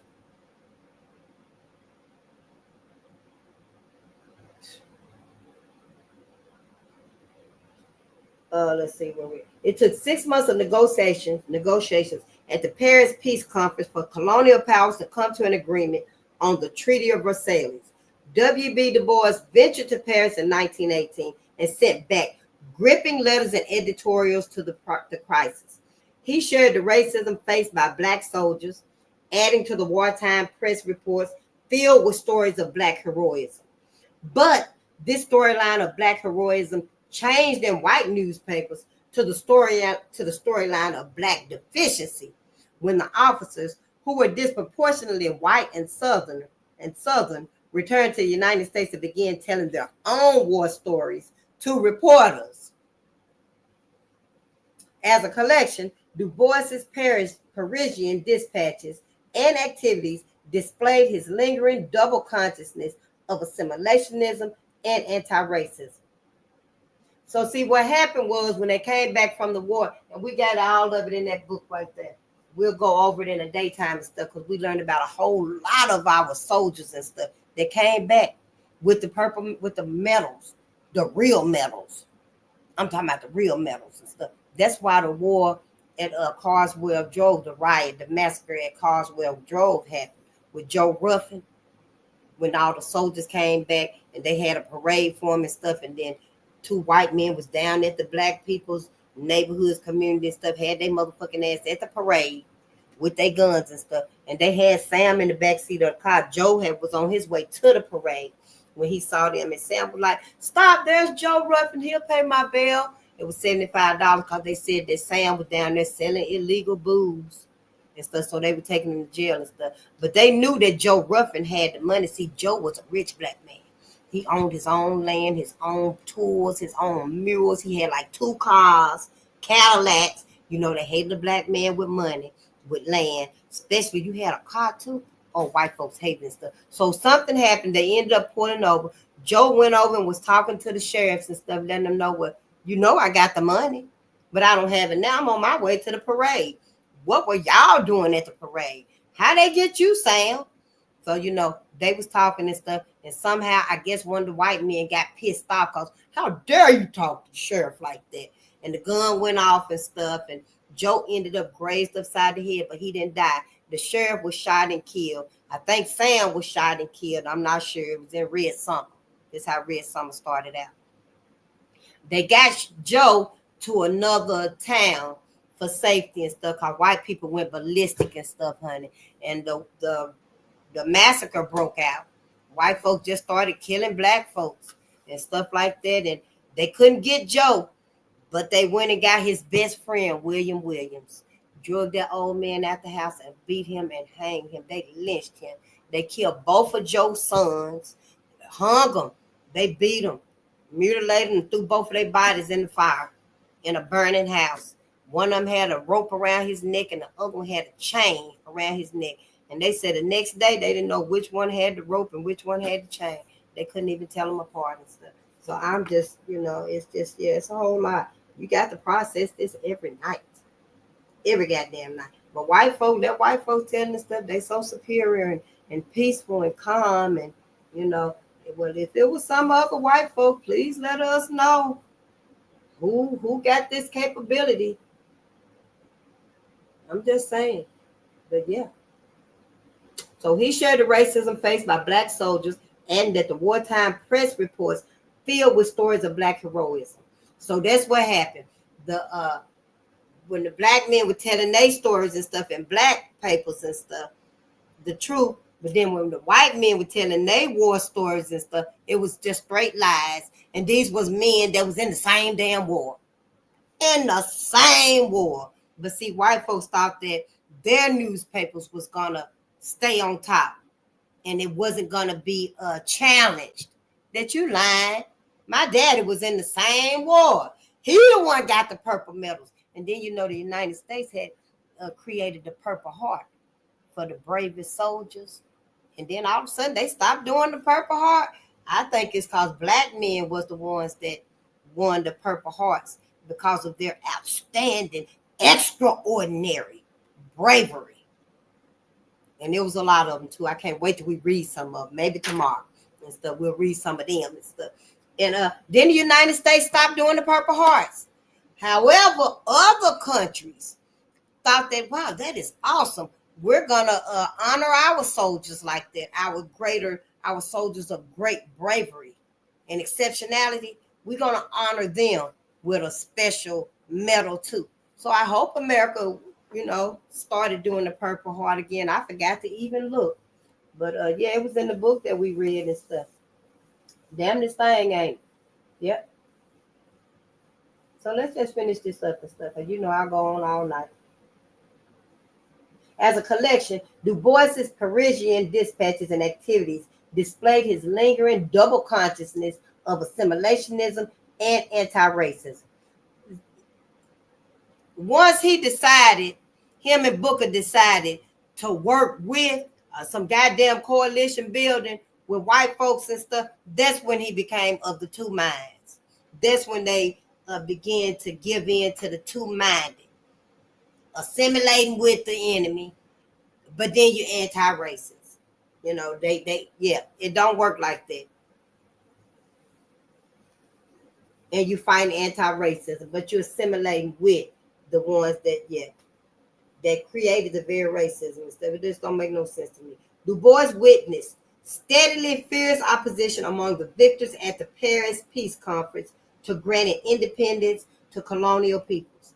In Reconstruction in Africa, published in the February 1919 issue of The Crisis, Du Bois rejected, in anti-racist fashion, the notion that Europe was the benevolent civilizer of Africa. He declared, white men are merely juggling with words, or worse, when they declared that the withdrawal of Europe from Africa would plunge the continent into chaos.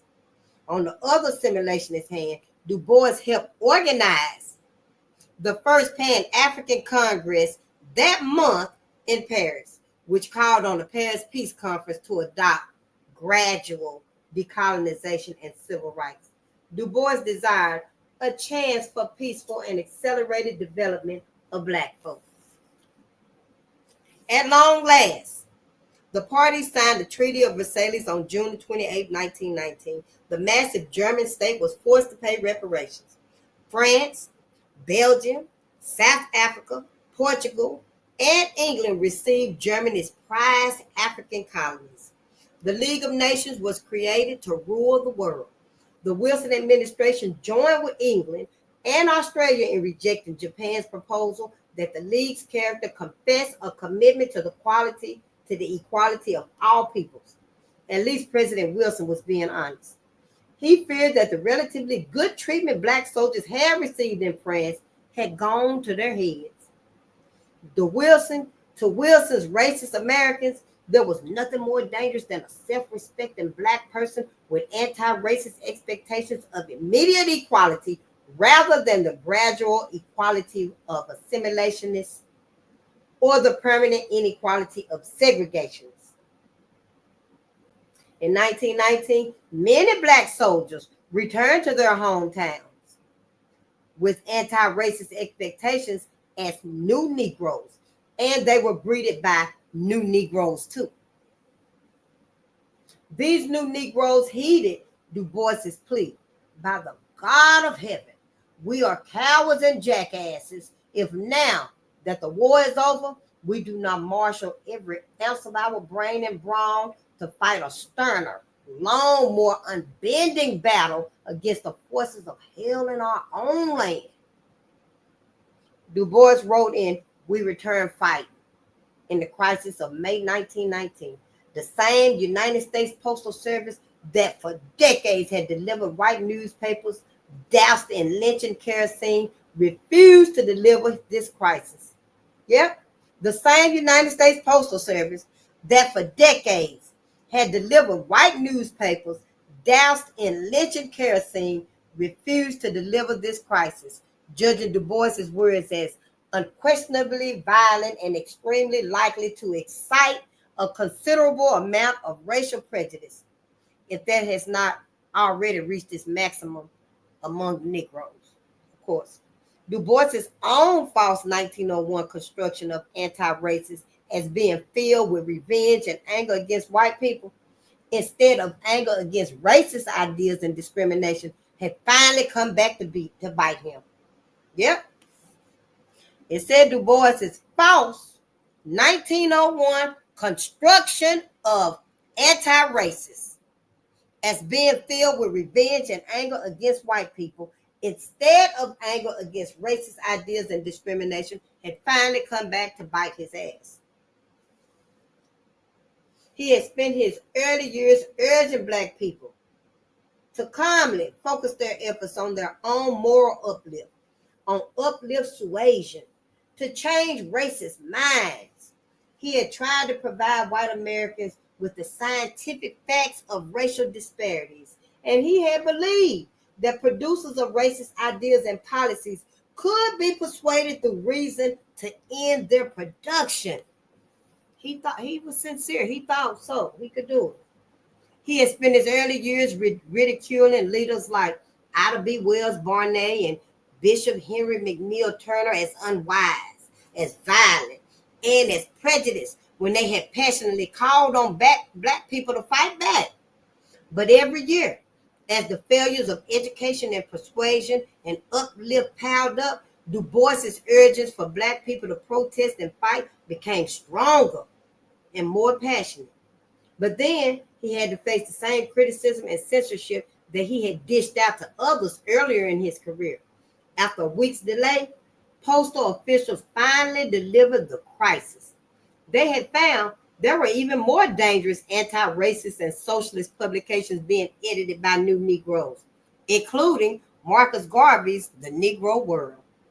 How did those Americans still pack in movie houses to watch Tarzan and the Birth of a Nation, who were still spending their afternoons reading The Passing of the Great Race, or attending Klan events, or trying to segregate away black migrants, respond to the new Negro?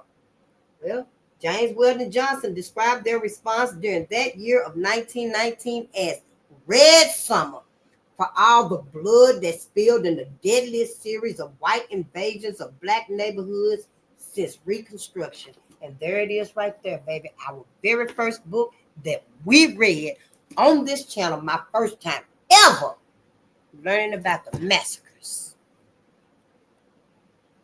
Yep. And James Weldon Johnson, he summed it up right there. There you have it, Red Summer. Since racist ideas were not working on new Negroes, violence came rushing forth in at least 25 United States cities, as if to remind the assertive new Negro of white rule. If we must die, let it not be like hogs. Claude McKay's booming poem of self-defense shouted in July. If we must die, let it not be like hogs. Like men, we'll face the murderous cowardly pack, pressed to the wall, dying, but we'll fight back. That's what Claude McKay said. Yep, that was his poem. Racist white newspapers, as was customary then as it is today, tended to depict the black victims as criminals and the white criminals as victims.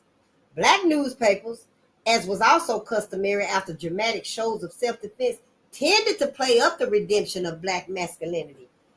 At last, our men had stood like men, struck back, were no longer dumb-driven cattle, were no longer dumb-driven cattle. One woman rejoiced in the crisis. That's what she said. At last, our men had stood like men, struck back, were no longer dumb-driven cattle. One woman rejoiced in the crisis.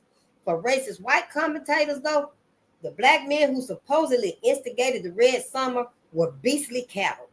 To racist black commentators, these formerly beastless cattle, by striking back, have proven themselves to be men after all. Racist ideas inflamed both sides in the Red Summer, and gender racism came out of the smoke, especially the horrible coughing silence about all those courageous black women who had defended their men and their children and their communities. And see, in Red Summer, we didn't read about the sisters. No, the sisters would, Cameron McWhirter didn't tell about the sisters. I'm going to see what other book I can find of Red Summer. The Wilson administration somehow conflated the Red Summer with the post-war Red Scare, blaming anti-capitalists for the carnage instead of violent white racists.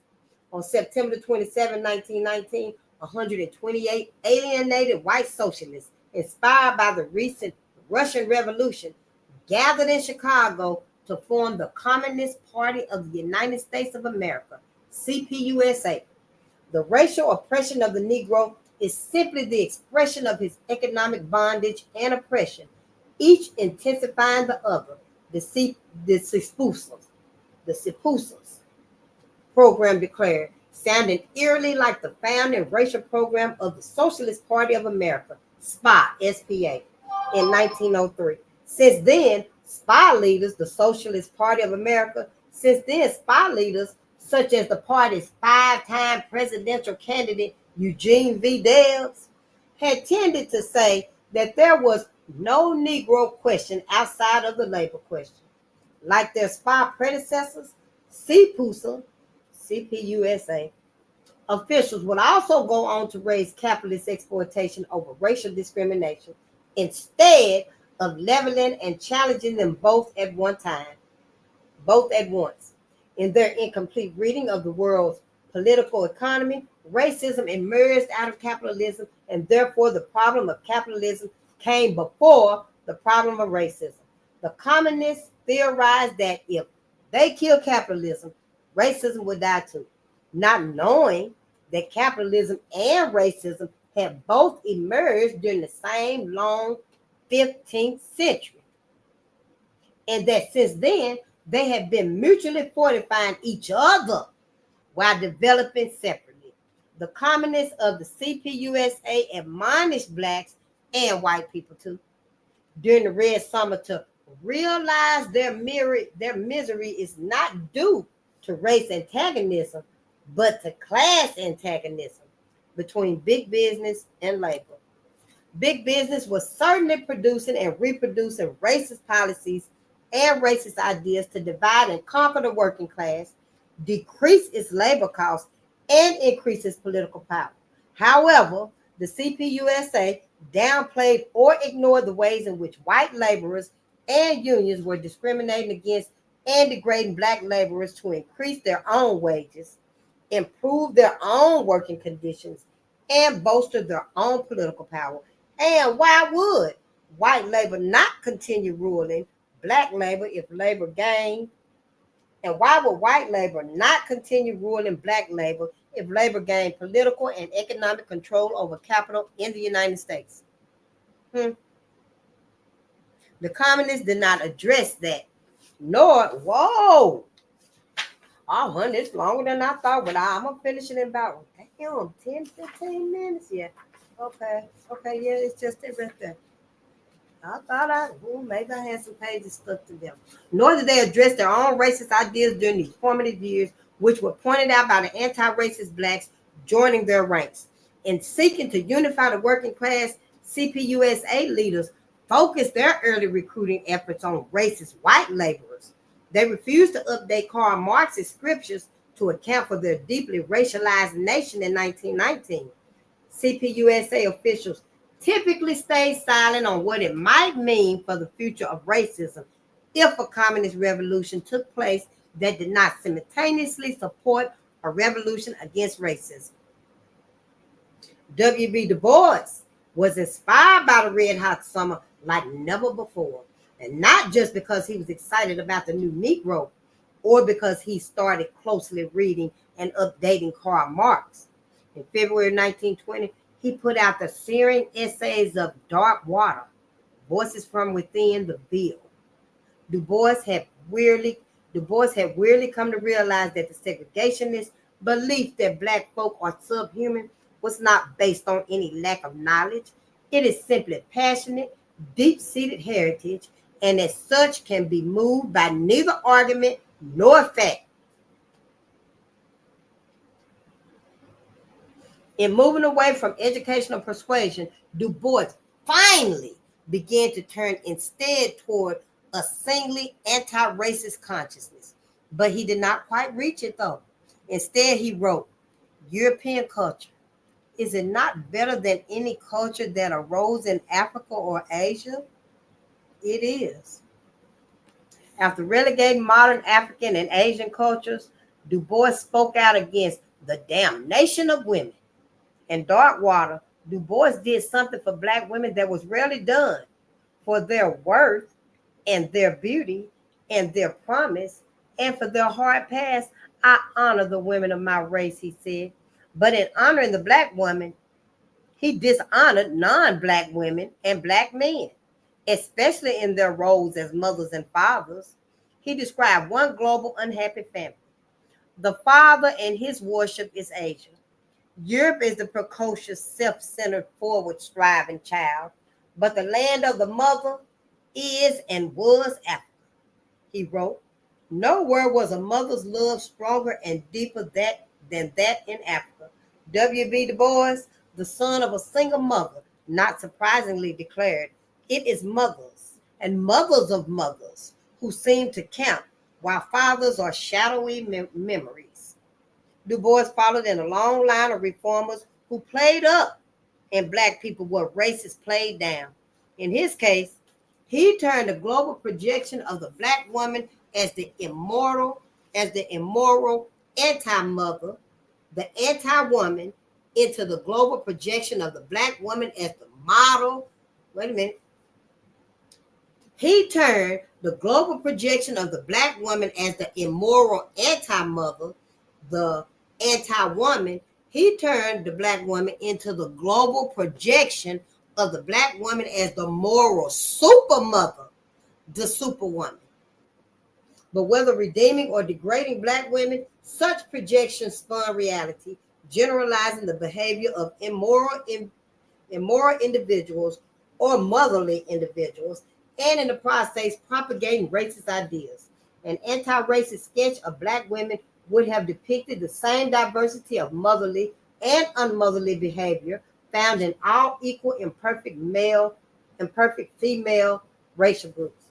For decades, diverse sketches of black feminine behavior had swayed heads and hips, minds and hearts in buoyant juke joints. Buoyant. Months after the release of Du Bois's Dark Water, Mamie Robinson brought out the first recording of the great anti-racist art form of the 1920s. Crazy Blues became a bestseller. Record companies capitalized on the blues craze among black and white listeners alike. Robinson, Ma Rainey, Ida Cox, and Bessie Smith sang about black women as depressed and happy, as settling down and running around, as hating and loving men, as gullible and manipulative, as sexually free and sexually conforming, as assertive and passive, as migrating and staying, as angels and as wild women too. Blues women and their male counterparts embraced African American cultural ways, despised the strategy of trying to persuade whites that blacks were okay, and they were therefore despised by talented 10th assimilationists.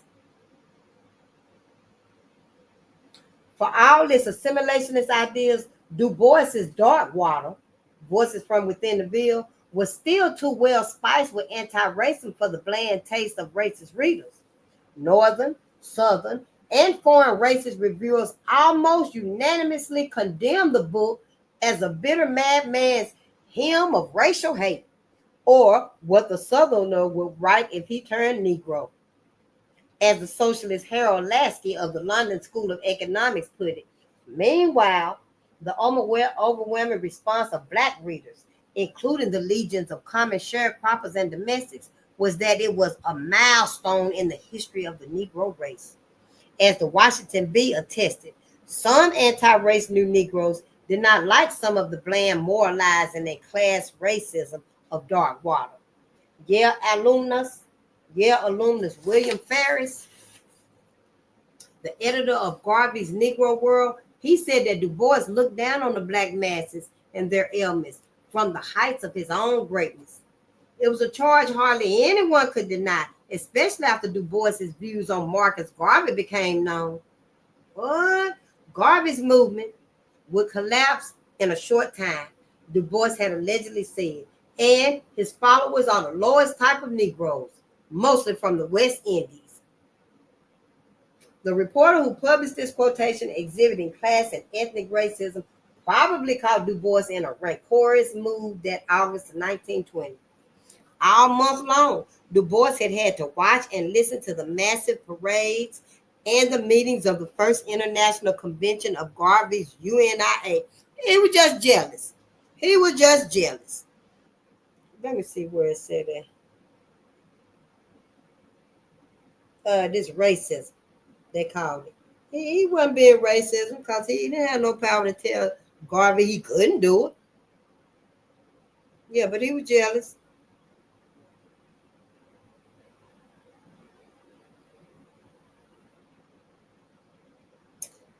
I don't see it though. We shall now organize the 400 million Negroes of the world into a vast organization to plant the banner of freedom on the great continent of Africa. Garvey had blared on August the 2nd, 1920 to the UNIA convention's 25,000 enraptured delegates at Madison Square Garden. The bombastic convention left the activist African world in wondrous awe for months, y'all. They were just in awe. Du Bois and the talented 10th, however, felt deeply threatened by Garvey's exposure of the touchy reality of light-skinned privilege. Garvey is an extraordinary leader of men, Du Bois admitted in the crisis at the end of 1920.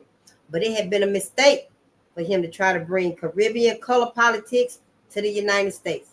American Negroes recognize no color line in or out of the race, Du Bois said, and they will in the end punish the man who attempts to establish it. Ain't that about some shit? Jealous ass. I'm just saying.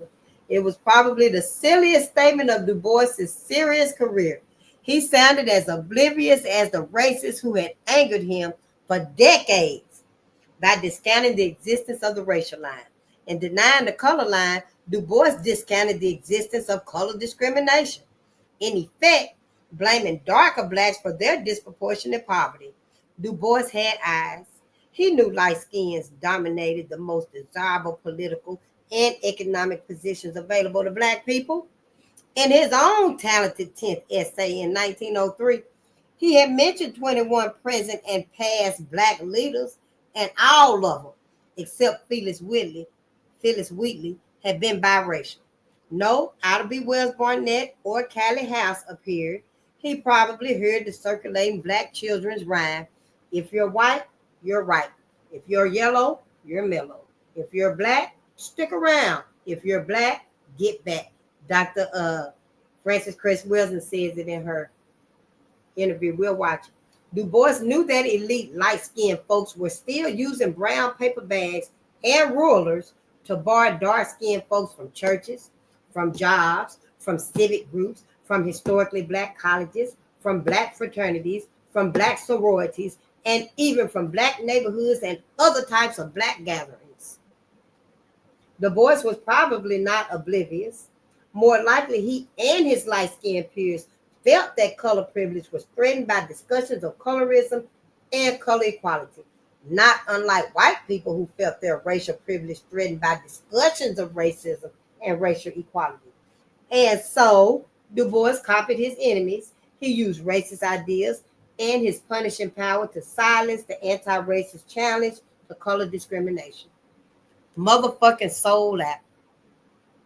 The conflict between Du Bois and Garvey reached its peak in the early 1920s when they sparred over the question of interracial relations.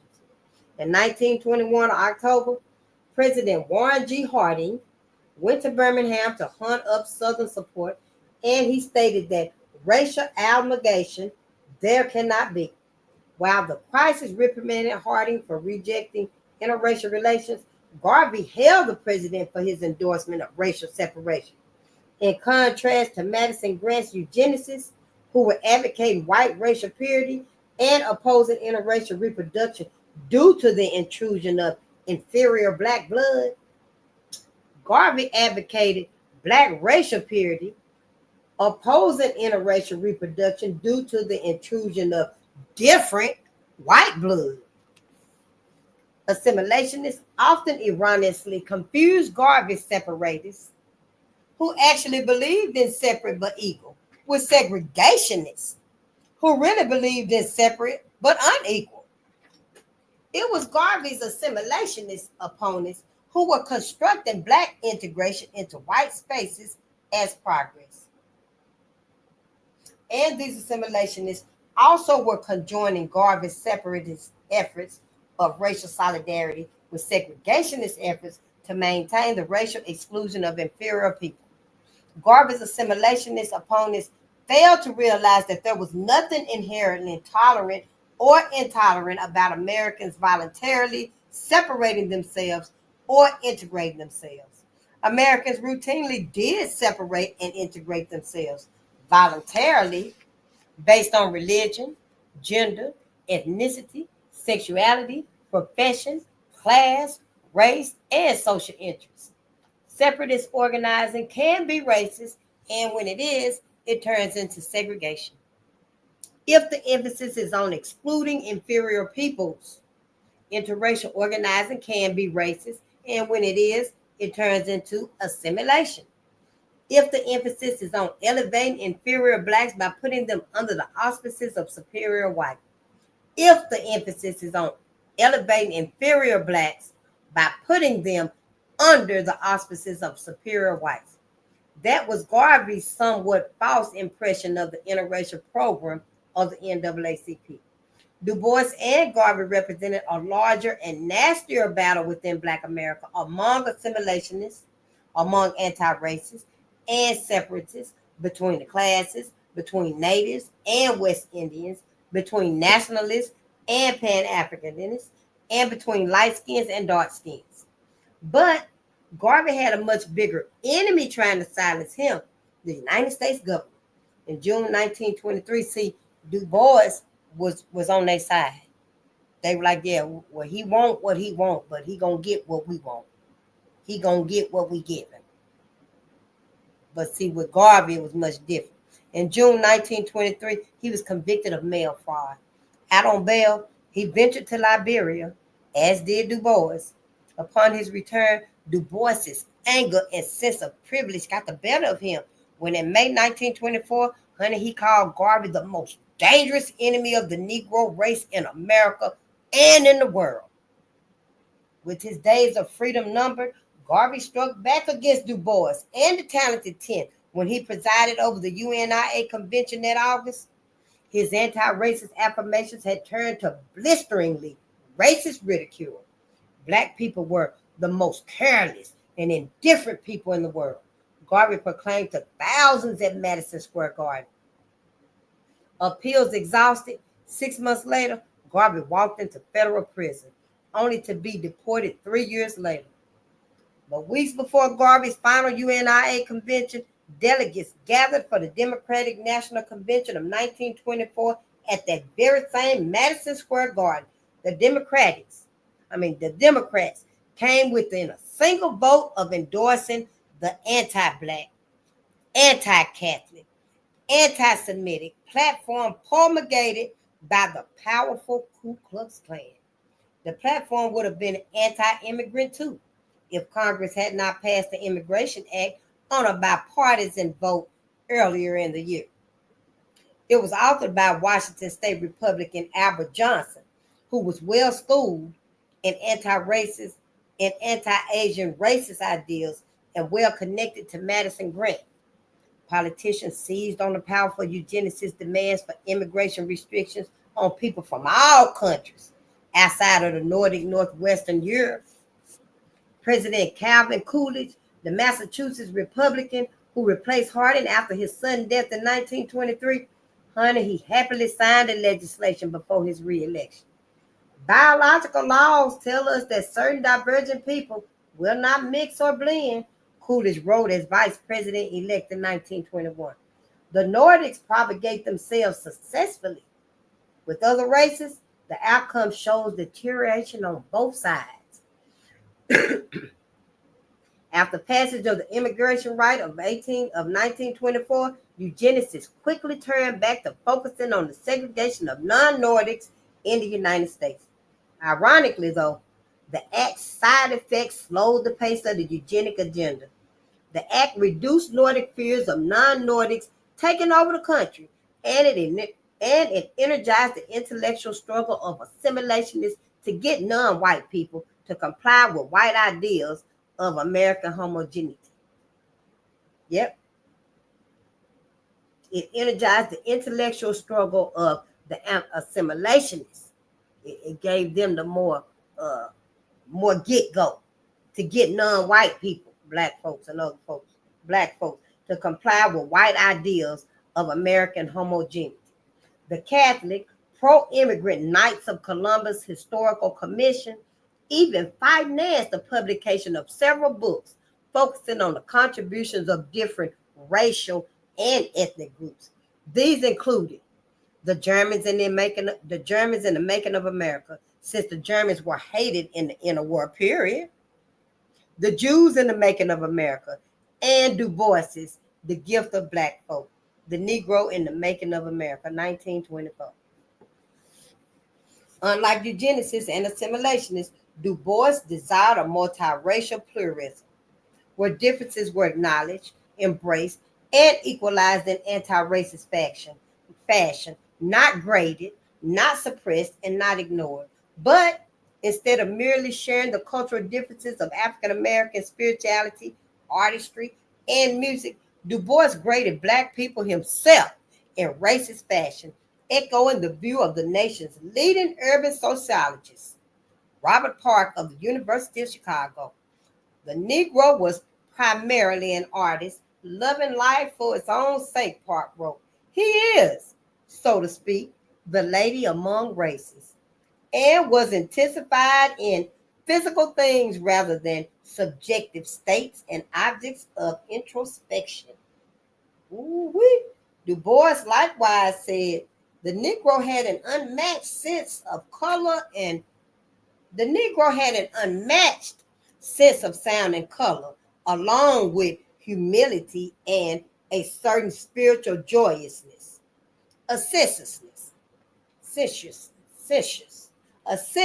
tropical love of life, in vivid contrast to the cool and cautious New England reason. After all of these years, Du Bois was still helping to reinforce Harriet Beecher Stowe's ideas on the soft black soul and the harsh white mind. It seemed that nothing could erase this wholeheartedly racist idea from the mind of W.E.B. Du Bois. And when he attended a historic event in March 1924, Du Bois probably felt that his longtime advocacy of Black superior artistic gifts was finally paying off. He had hoped that Black artists could use the media and their creativity to persuade away racist ideas. Yet, another faint hope and persuasion was about to fail another test. And we made it to chapter 26, honey. But yeah, I guess I got a little bit more understanding on Du Bois selling out and stuff. But yeah, I knew it was when there was the that institute that him and Booker T. Washington was in. And then Mary Overton had her ass in the meeting, and they ended up doing what her ass came back with. I'm just saying, it don't make no sense and stuff how our people just easily take whatever they offer to us and stuff. Fuck that shit. But, I forgive W.E.B. Du Bois too. Yeah, and I got some questions to ask him too if he come back. I'm just saying. But yeah, that's it. And that's all, y'all. And to process this tonight. We're going to process this, honey. We're going to rejuvenate ourselves. And I'll see us on the next page. I will see you on the next page. Oh, Sensei, it's so good to see you. I ordered me a grow light. I ordered 2 grow lights. And they'll be in Saturday. I hope I'm here to get them. Because if not, then they're going to go to the post office and I have to get them Monday. But when they come, I will show you and stuff. And so I can start moving everything in because it's getting cold up here, honey. It is getting cold up here. This ain't going to work much longer. Yeah, this is not going to work for me much longer. I need soil. I need grass. I need to be able to see the dirt. And, up here, it's a whole lot of winter, a long time. So, yeah, I'm ready to have some land, honey. If you live where you got a house at and stuff, throw an onion out the front and a potato out the back. I'm just saying. Yes, honey, get the growth going. But, yeah, I love you. Oh, thank you so much, Sensei. You are so wonderful. All of y'all are. I thank y'all a whole lot. I really do appreciate it. Just wanting to learn about us, what we never knew. I love it. I love y'all for being here for this. I love you to life and afterlife. And if you're ready to read with me, somebody please say yes. Say yes. You remember that song, Say Yes? Who sang that? One Way? I don't know. I just came into my head and stuff. Because I see it right here where you can present or invite somebody. So, yeah, just let me know. I know. Yeah, you're right. They didn't want to honor the real heroes in the world. Hank, I send my love. Well, thank you so much, Hank. And I thank you for being here, too, and learning and stuff. You've been hanging in here and stuff, and I thank you and stuff for being here. If you feel like I ain't wasting your time and stuff, because I'm strictly for my people and stuff, And yeah, I don't want nobody to be misled by me. Don't be misled by me and thinking something else, because it ain't. It ain't. Yeah, I'm not no fallacy and stuff, and I ain't here playing no games with y'all and stuff, trying to lead you nowhere. We ain't going to heaven with white folks here. Oh, well, you ain't going to get our life on earth and in the afterlife. That cannot happen. By any means necessary, that cannot happen. So we all got to get on the hunt and find this knowledge. Find in these books where it do mention it, that black people ain't got no place in heaven with white folks. Find it. Look in there. It's a lot of Bibles. If it wasn't in this one, you done read all of them. Somebody between all of y'all, somebody done read every single Bible that the white man done gave you. That the white man done gave you, done wrote, done printed, done copyrighted, because you ain't done none of them. Don't even tell that lie and stuff. Ain't none of them Bibles put together by any of your hands. So if he done wrote in any of them and stuff, please share it with us. And I love y'all to life and afterlife, and I'm so sleepy. I'm finna finish watching my brother Beatty now. Beatty. And when I get some words back and stuff, I want to let y'all know who I be looking at and stuff so y'all can really see how it's going to resonate with y'all. But maybe, it's supposed to be like this. I don't know. But I love y'all so much, and good night. Good night and power to the people.